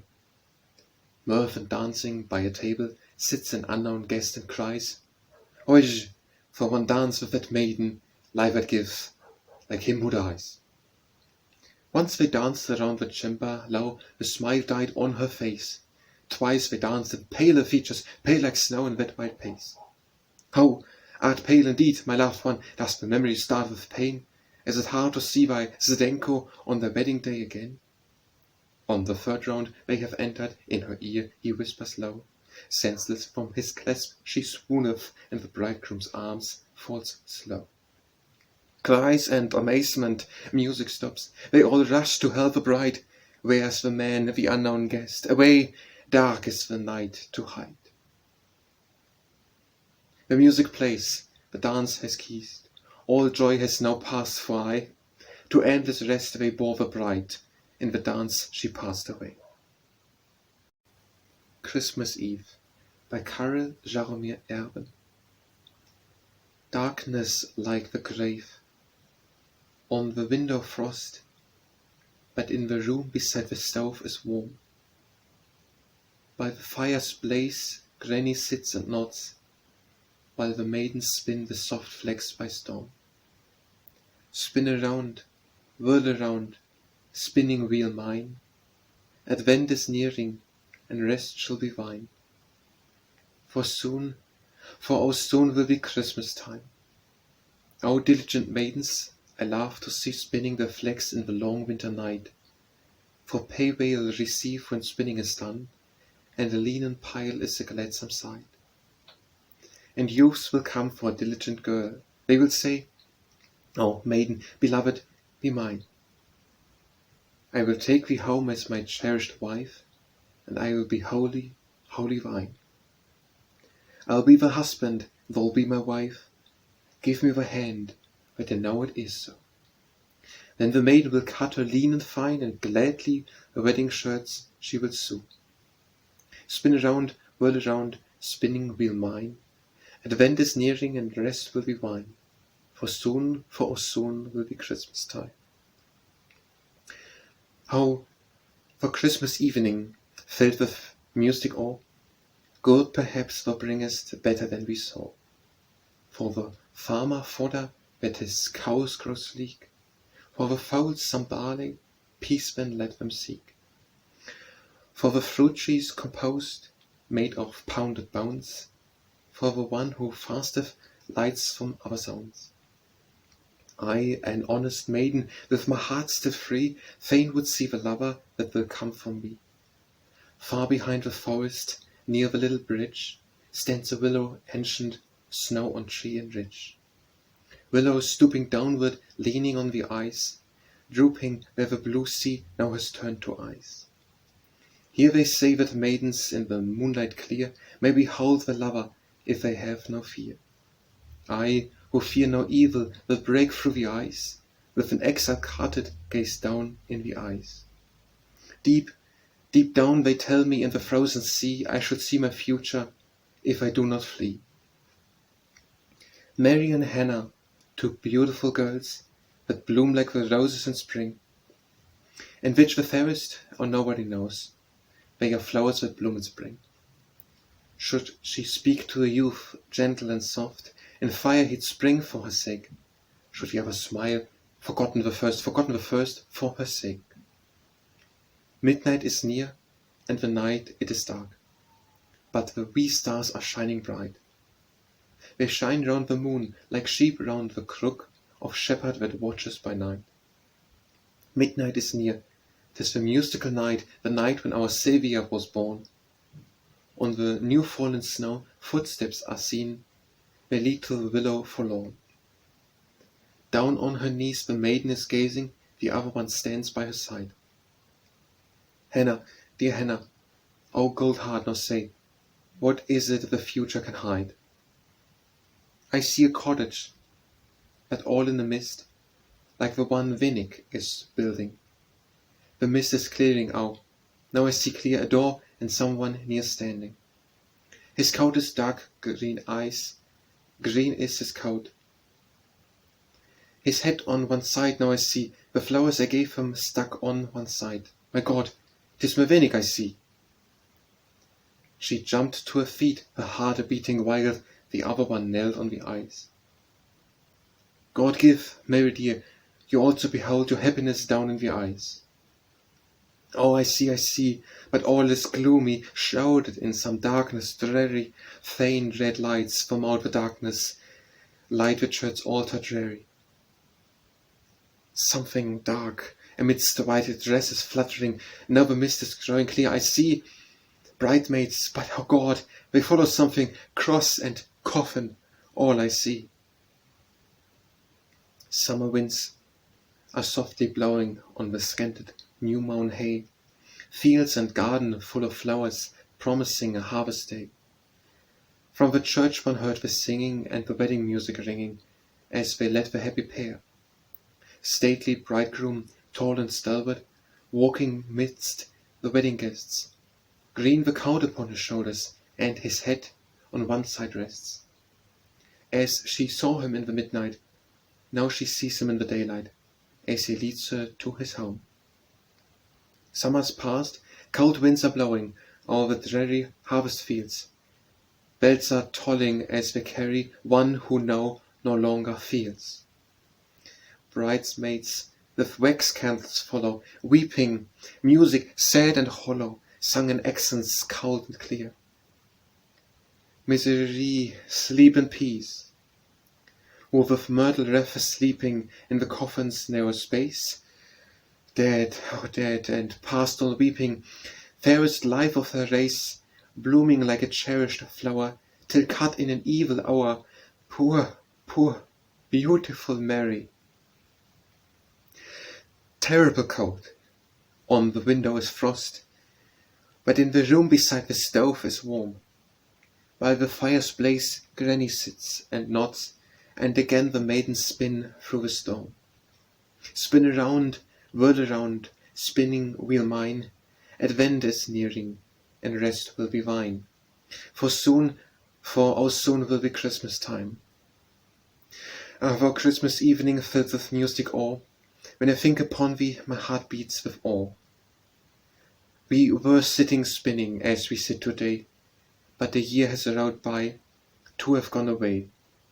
One is sitting sewing, baby shirts I ween, 3 months Mary sleepest, in the graveyard green. We were sitting spinning as we sit today, ere the year be finished, will we meet, I say? Spin around, whirl around, spinning wheel mine. Man's life is a dream and a trying time, and life is a puzzle hard to divine. Oh, better to live hoping and our future not to see, than to know what will befall, when we cannot flee. The Return by Flora, Pauline, Kopta. Oh, the peaceful, quiet village, nestling midst the Bohemian hills, with its humble, straw-thatched hamlets clustering round the little church. On one side the great lake stretches, fed by many bright mountain rills, on the other side are forests, pine and cedar, silvery birch. I can see it all before me as I left it in my boyhood. Left my parents, left my village, to go soldiering in the world. 50 years have come and faded, still the cross stands where it stood, only I am changed and very strange that this was once my world. And now I come back with honors, with many a medal, with all my fame, just to look upon the village where my happy boyhood strayed, just to seek out in the little churchyard a few graves that bear my name, and to say a humble prayer where my parents low are laid. Yes, I left them in my boyhood, careless of their bitter anguish, and the warnings of my mother entered not my heedless ears, till years after I lay wounded, far from home in bitter anguish. Then I felt my parents' sorrow, when I realized their fears. But with strength came happier feelings, and soon my soldier's heart beat high, when I heard I was promoted, and the medal graced my breast. Still the war raged on unending, many a comrade saw I die, but I rose and rose in station, with more medals on my breast. And their letters came so seldom, telling of their homely pastimes, of the endless toil and trouble that weighed down the peasant heart, but it struck me with strange and new wonder, like some outforgotten sim, wafted to us in our labor from the far-off ancient mart. And the years passed on so quickly, neath the tender southern sunlight, I forgot to count how many since I saw my native land. And the past seemed strange, and dreary dim and unreal to my sight, when I paused to watch the peasants cutting vines with skilful hand. True, they wrote to me in longing, begging I would come and see them, saying they were old and weary, and would see their soldier boy. But there always came a reason why I could not go and see them, could not clasp them to my bosom in the rapture of my joy. So the years passed. I rose higher until a general's rank was mine, when I asked to be permitted to send in my own discharge, pleading that my health was too feeble to serve longer in the line, pleading I had wounds in plenty and no long to be discharged. While I waited for the answer, came a letter with sad tidings, telling me my poor old father had been stricken down by death. Yes, a tree had fallen on him, and the unexpected tidings, coming sudden on my mother, had deprived her of her life. Long, they told me, she lay dying half unconscious, praying slowly for her son who was a soldier, for her boy who was away, saying, could I see him only, oh, my father, just and holy, could he close my eyes in slumber, happy were my dying days.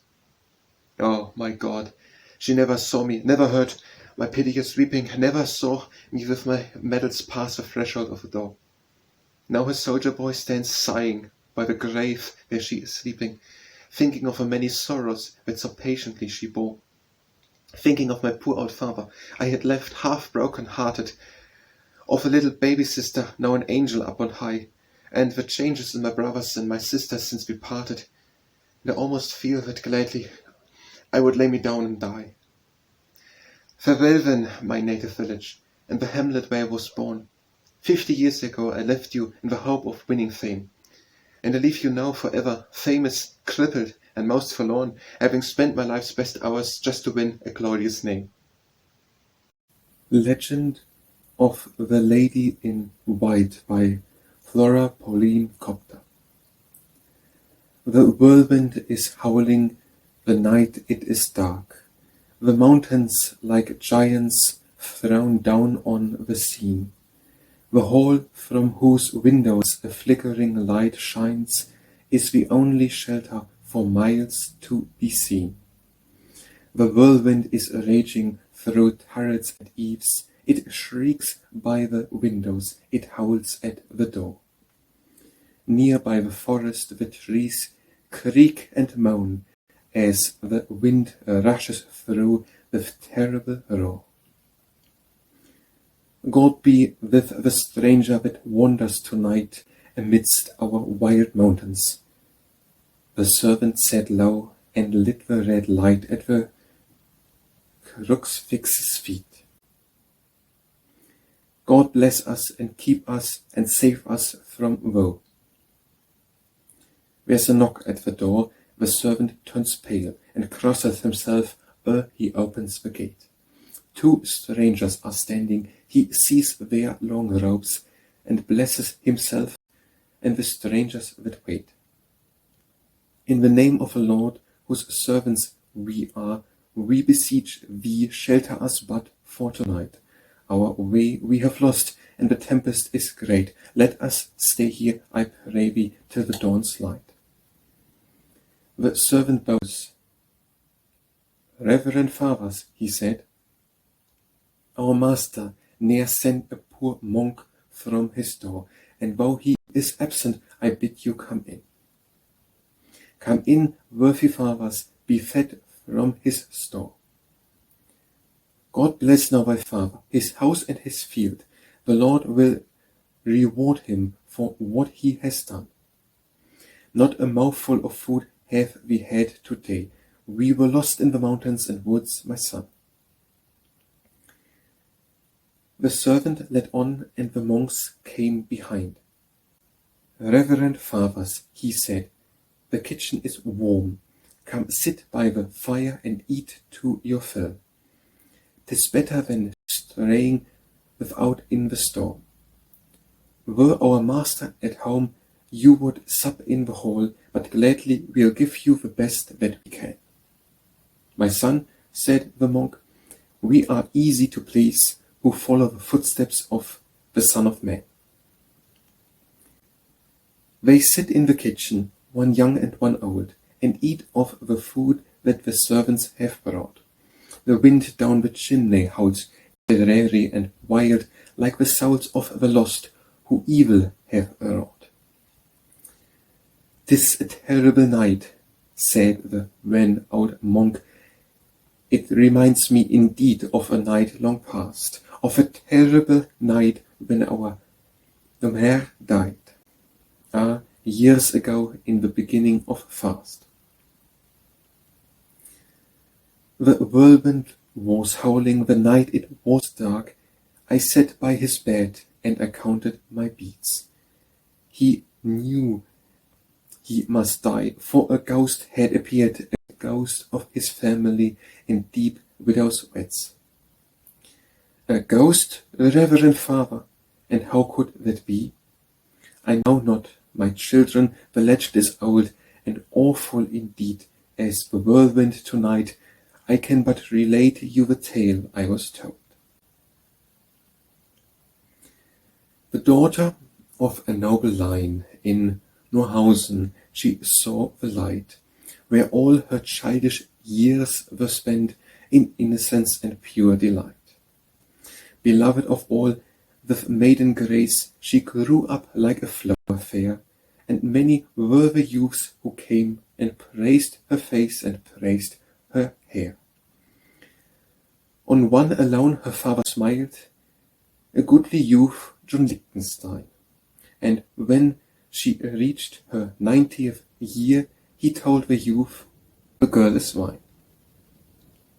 Ah, merry rang the wedding bells, and many were the guests that came and gathered around the festive board, were not a few of noble name. The first few years they lived in peace, as well befits a married pair, then John of Liechtenstein grew cold, and left his wife to her despair. The devil jealousy took room within his heart, and he would fain have walled his wife within her room. So burning was his jealous pain. They lived indeed a dreadful life, which every day grew worse and worse. He kept her like the meanest born, without a home, without a purse. For years she bore her wretched lot, and wife-like tried to smile through tears, till life became to her a hell, and death for her lost all its fears. At length endurance had an end, ill treatment drove her from her home. She left her lord and fled at night to her old childhood's home alone. Her brother took her, eased her pain, and would have played the kinsman part, made peace, or duelled with her lord, and stabbed him through his wicked heart.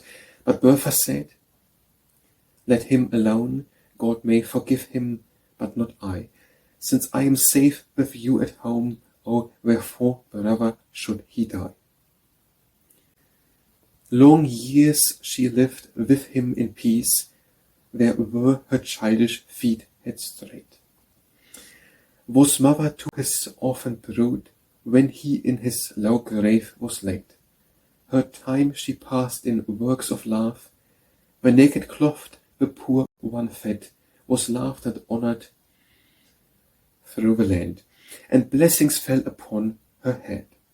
So years passed on, her husband died, but unforgiving still she said, God may forgive him, but not I. 'Tis well indeed that he is dead. At length she also fell asleep, was buried with all solemn state. But lo, her spirit found no rest, and very dreadful was her fate. In the cold moonlight she was seen, dressed in her bridal dress and veil, pacing the halls she knew in life, with features very calm and pale. She came to one, she came to all, that had her blood within their veins. She came at morn, she came at noon, they met her in familiar lanes. She gazed upon them with sad eyes, then slowly faded from their sight. Before their death she came in black, but otherwise was dressed in white. In every castle of her race, her sad white face was seen at times. She followed them from place to place, and she was seen in many climes. She stood beside the new-born babe, the dying gazed upon her face. In vain were masses for her soul, said by the writers of her race. Norhausen she made her home, if ghosts indeed a home can make, and it was there her soul found rest at length for Jesus' sake. Our her was a righteous man, a godly priest who loved the truth. But he was of her haunted race, and had to die for her, forsooth. Once to Rausen he was called, and in a stately room was led, where many family paintings hung. There they had made for him a bed. 'Twas evening, and the candles' light half hid the portraits hanging low, and one was of a wedded pair. It seemed to him he ought to know. The bridegroom had a scowling look, the bride was very fair and pale. Dressed in her bridal robes, she stood with myrtle wreath and long white veil. Long time our Domher stood and prayed her tortured spirit might find rest, then laid him down to sleep in peace with holy feelings in his breast.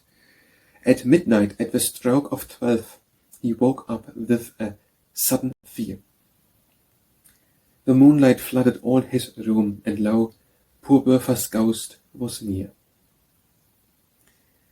He felt the blood rush to his heart, while horror numbed his very brain. He could not move, he scarce could breathe, and so he laid there in his pain. She stepped from out the portrait's frame, her white dress glimmered in the light. He saw her dark eyes on him rest, and almost fainted at the sight. She came and stood beside his bed. He felt the coldness of the grave, left on him from her garments white, then shrieked in horror, "O Christ, save!" And with the name of Christ, all fear was banished from our Domher's soul. "All righteous spirits, praise the Lord," he said. "How can I ease thy dole? Speak now, poor spirit, I entreat, or sleep in peace within thy grave. What unforgiven sins are mine, that maketh thee the devil's slave?" "Alas," she said, "O kinsman, hear, I of my husband ever said, God may forgive him, but not I. 'Tis well indeed that he is dead. I cannot enter heaven's rest till I have made my peace on earth. Now woe were chosen for this act from the first hour of my birth. My husband, for the ill he wrought, in purgatorial pains must burn. He also would be reconciled to ease his torments long and stern. Long years he waited for this hour. If thou art willing, lo, we meet, all three tomorrow to make peace before God's holy mercy seat." But Domher said, "O wretched pair, most gladly I will join your hands. Come but tomorrow, as you say, and we will break the devil's bands." The spirit faded from his sight. New horror tilled his trembling frame. What was this vision he had seen, and would his kindred come again? All day he fasted, fought, and prayed, and when the evening shadows came, built a high altar in his room, and knelt in prayer before the same. Wax candles burned before the shrine, and incense filled the heavy air, when on the stroke of 12 o'clock before him stood the troubled pair. "What will you?" asked the godly priest. "We seek forgiveness, both," they said, and then our Domher took their hands and joined them as when they were wed. The room was filled with heavenly light, and unseen chorals sang God's praise. The Domher and the wretched ones acknowledged now God's wondrous ways. By unknown hands the censers swung, the room was filled with perfume sweet. All three fell down upon their knees in prayer before the mercy seat. Angelic voices sang God's praise, so loud the castle rang with a song. The Domher knelt before the shrine. He never knew himself how long.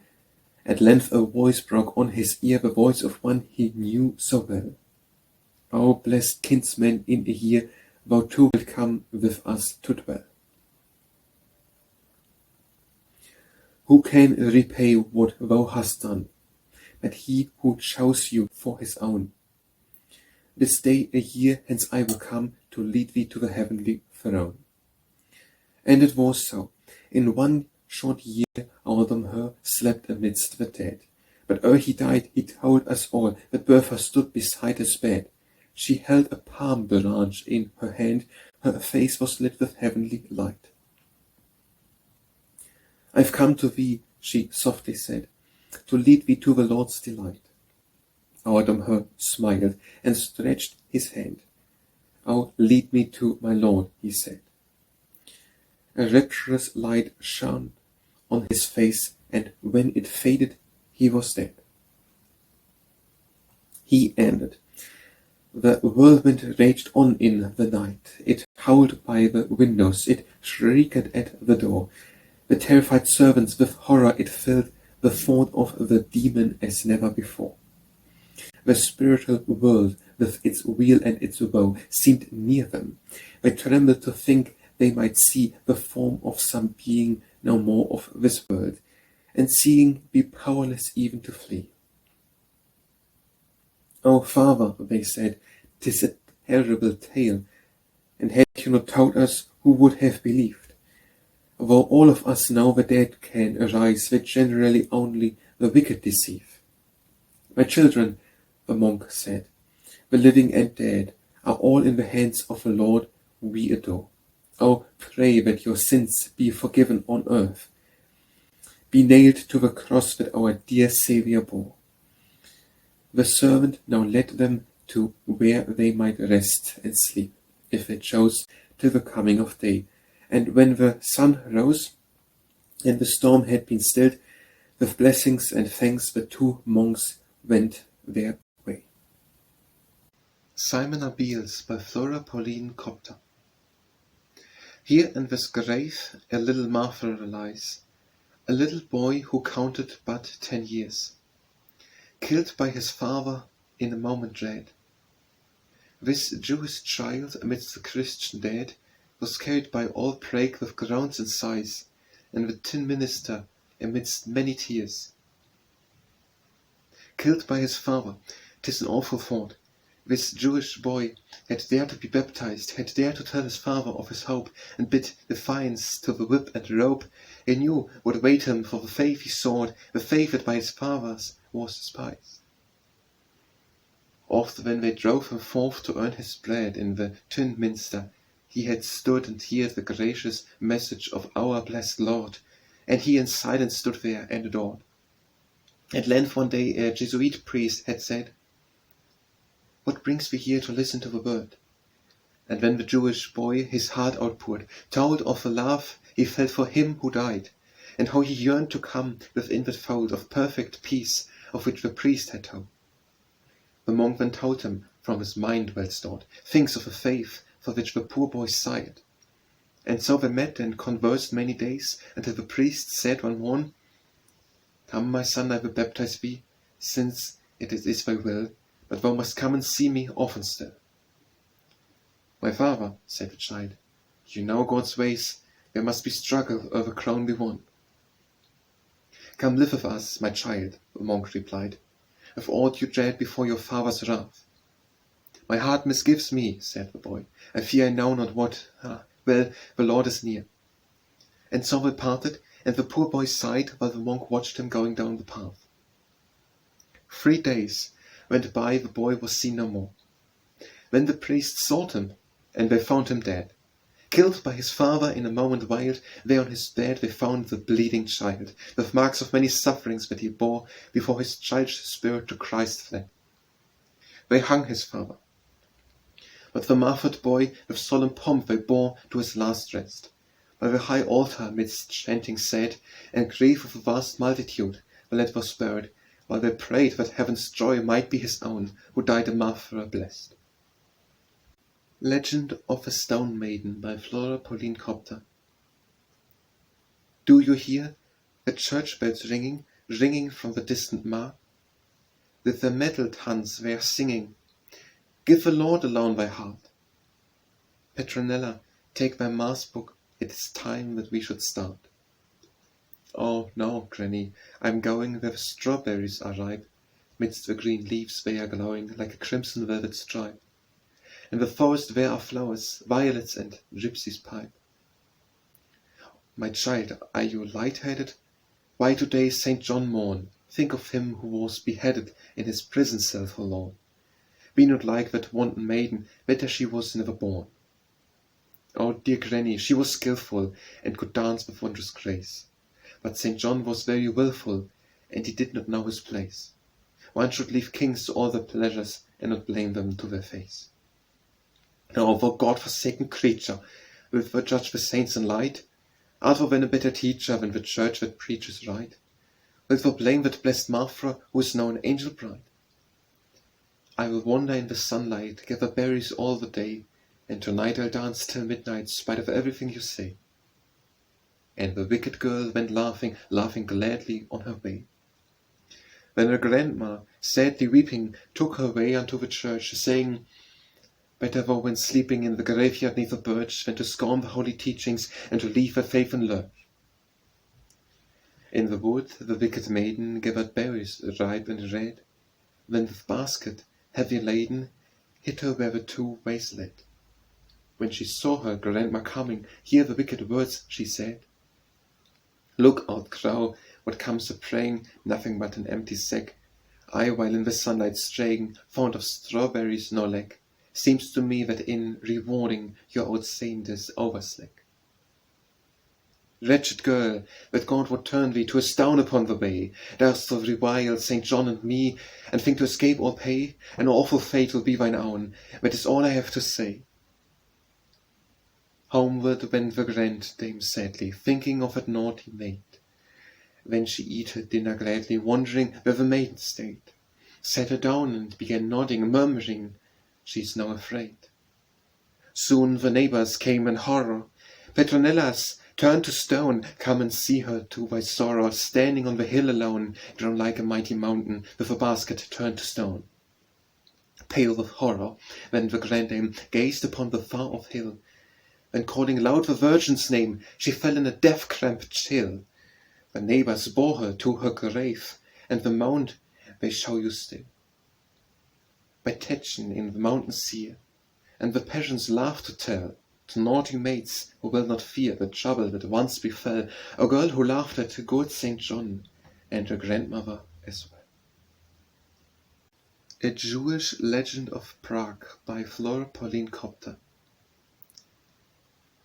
They were dying, dying daily, the small children of the Jews, and each mother's heart was heavy, and she heard the bitter news.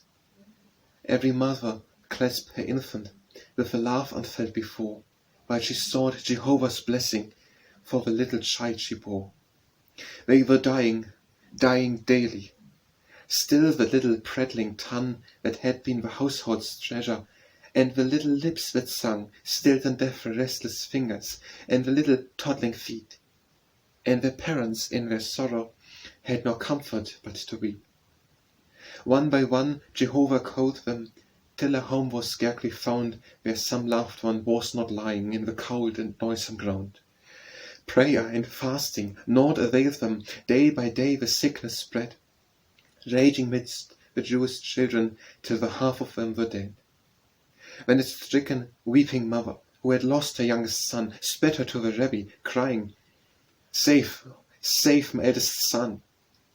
Woman, said the Rabbi sadly, am I God to do this thing? Much as I have loved my pupil, can I save him from death's sting? O Rabbina, said the woman, you are learned and very wise, and Jehovah loves your master, he will listen to your sighs. Woman, for the good of Israel, will you sacrifice your son? But the woman started backward, clasping to her heart her son.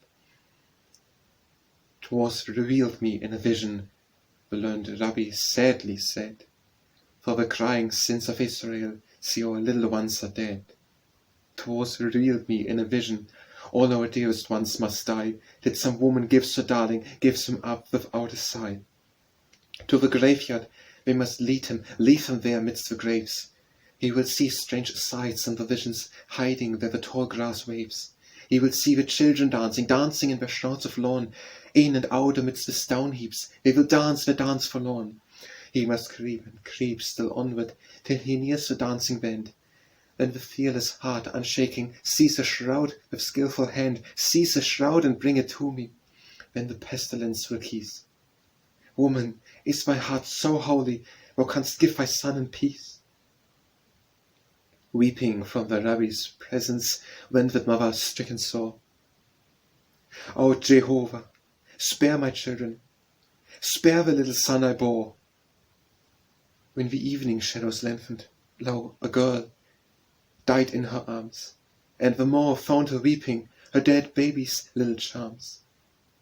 Then the broken-hearted mother, weeping, led her eldest born to the rabbi, saying sadly, "Take him, let me die forlorn. Better he should die for Israel, if Jehovah will it so, than sink down beside the others who are lying still and low." "Woman," said the rabbi, raising both his hands above her head, "may Jehovah spare the eldest for the words that thou hast said. Like to Abraham who offered Isaac with a perfect heart, may Jehovah spare thy darling, reunite thee ne'er to part." When the evening shadows gathered in the graveyard, sad and lone, lo, the Jewish boy was watching, hid beneath a mighty stone. And all midnight, all the children rose as the rabbi had said, dancing in their shrouds of linen till the midnight hour had fled. Then the Jewish boy, soft creeping, caught the shroud of one nearby, rushing away without once turning at the children's bitter cry. And he fled ever onward till he reached the rabbi's home. At his feet he lay the garment, then fell senseless as a stone. Soon the rabbi heard a wailing, and the childish voice called clear, "Give me back my shroud of linen, I am naked, master dear." "Tell me," said the rabbin sternly, "for whose sins the children die?" Then the childish voice spake clearly, telling him the reason why. Back he gave the child his garment, bid him sleep in peace, for I fastened penance when he ordered that the plague might pass away. Jan Amos Komensky by Flora, Pauline, Kopta. All hail to thee, Komensky, though thy name must not be honored where thy cradle stood, nor happy troops of children sing thy fame, the little ones you loved and understood. Yes, all the world can honor thee, but those for whom you strove, your brothers, must be still, forbidden by a minister, they rose, to do thee honor gainst the tyrant's will. Prague, like a bride, arrayed herself for flags, and windows blazed, and music played for thee, and e'en the beggars put away their rags, and students dared to dream that they were free. All hail to thee, Komensky, for thy fate was but an exile's. Home you never had. Poor and a wanderer, honor came too late to minister to one so old and sad. Thine was the Christian's faith, the dauntless heart that in the darkest night still dreams of dawn. Thine was the effort, thine the glorious part, to help the children in a world forlorn. Thy voice was heard in every noble cause, and Europe listened to Moravia's son. In many lands you helped to make the laws for schools and scholars, till thy days were done. Thine was the patriot's zeal, thy native tongue to make more rich, by works that shall not die. And far away in foreign lands you sung your burning words that ended with a sigh. All hail to thee, Komensky, for thy bones will never rest within thy land of birth. In Naarden is a grave that in all zones will be remembered by the learned of earth. All hail to thee, Komensky, tyrant's might can never pluck the laurels from thy brow, nor will thy brothers let oblivion's night enshroud the grave where thou art lying now. Thou wert an exile, but thy grave shall be crowned with a laurel wreath from thy dear land, while sympathetic nations mourn to see the tyranny that crushes thy loved land. All hail to thee, Komensky, homeless here, thou now hast found a home in realms more fair. An orphan now, a father wipes the tear, and lays the conqueror's crown upon thy hair. What matter if thou sleep in alien soil? Thy grave is honored, be it where it will. This honor only rests on those who toil to bind their fellow men against their will. The Body and the Soul by Flora, Pauline, Kopta. In the churchyard by the chapel, A lost soul was heard disputing with its body lying rigid in its coffin calmly sleeping. Oh, you body, wretched body, in rich silks you flaunted gaily, wanton were your ways and pastimes, now I suffer for you sadly. Everything you saw you wanted, every pleasure you have tasted, clothed in gold and costly raiments, see, your life was wholly wasted. In the dance your feet were quickest, where the tambourines were playing, and the wayward youth were singing, tender words in sooth were saying. At the feast, the flowing goblet, you have emptied without number, never did you think of praying, when you lay you low to slumber. You have danced to sweetest music, I must riff in mortal anguish, while your body sleeps there calmly, I in hell am doomed to languish. Then the body answered coldly, tell me, soul, were you not with me when I lived in wanton splendor? Was there anything kept from thee?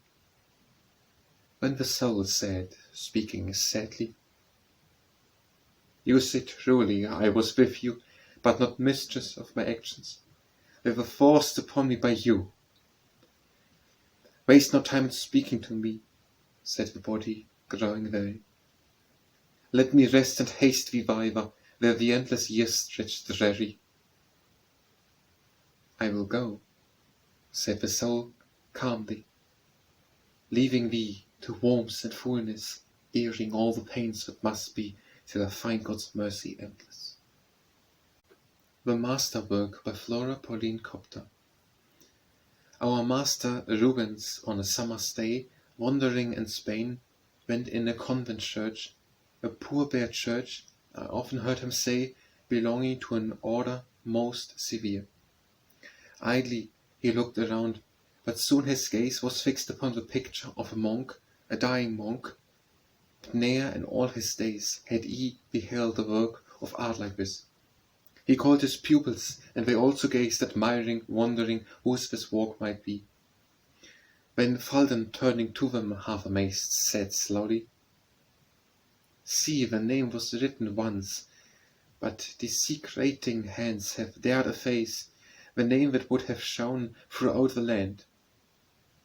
Go call the prior, Rubens said, his face flushed with a wrath that shone within his eyes. The prior came, a man of many years. His wan white face and sunken eyes showed plain that life to him had been a vale of tears. Silent he listened to the master's praise. But tell me now, O father, whose the hand that painted with the master's skill, the dying monk and all the heavenly band? I fain would see his face before I die. He is no longer of this world, my son, the monk replied. His voice was sad and low. No longer of his world, his days are done. And could he die and leave his work undone? His name unknown? Oh God, it cannot be. The hand that painted this shall never die. Tell me his name, O father. I will see justice be done his shade, for I am one, not all unknown to fame. You know my name is Rubens, but I tell you all today. The hand that painted this hath greater fame than any I have won beneath the sun. A flush of red overspread the monk's pale face, a blaze of light burned in the sombre eyes, now fixed on Rubens for a moment's space, then slowly faded as he calmly said, he is no longer of his world, my son. Tell us his name, the pupils cried. His name shall be remembered, his the victory run, while he lies still and silent in the grave. Tell us his name, our master Rubens said, before whose fame perhaps my own will fade. Let us do justice to the soul that fled, unknown, unhonoured to the silent land. The monk was troubled, and his trembling hands he folded on his breast, to still his heart, as though afraid it might burst in its bands, until the name that quivered on his lips. He is no longer of this world, he said. A convent door has closed upon his life. He has renounced this world. See, he is dead. Leave him in peace, my son. He is a monk. A monk, said Rubens. Oh, my father, say, what convent hides the man that painted this? A genius has no right to turn away, and scorn the fame that would attend his steps. I shall go to him, whisper in his ear, Fame beacons to be friend, come leave thy cell. And should he tremble and draw back in fear, I will assure him of the Pope's good will. The Pope, he loves me, Father, he will hear, he will absolve him from his convent vow, and he will live among us, ever near, honoured and loved and reverenced by us all. I will not tell you what his name may be, nor where he lives, the monk replied in haste. Leave him in peace, my son, this may not be, he has renounced the world and all its fame. Then Rubens said in wrath, the Pope shall know what treasure you have hid in convent cell. Believe me, Father, he will quickly send a messenger to bring him from his cell. Listen to me, my son, the monk replied. Before this very soul at length found cheer, think you he had no struggle with himself ere he renounced the world and then came here? Think you he left the world, its wealth, its joy, before a bitter struggle had been fought, before he knew how idle friendship's claim, how vain the glory that the many sought? Striking his breast, he said, listen, my son, leave him in peace. The peace he sought and found in earthly fame is but an idle dream. One sleeps as well, neath monument or mound. And if you saw him, mark me, he would say, and here he crossed himself, that God alone had called him to his cloister cell unknown, where he in peace could for his sins atone.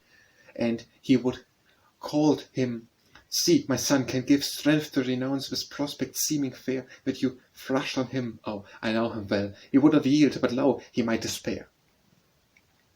Yes, but my faith, 'tis an endless fame that he renounces for his convent cell.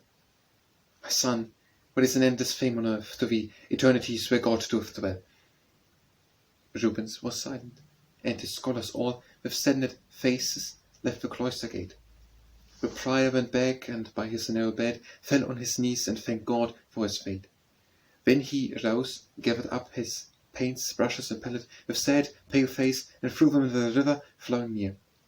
Of all his many works he left no trace. Sadly he watched them floating far away, while thoughts unutterable before him swept, and then he turned him to his crucifix to seek the aid of him who also wept.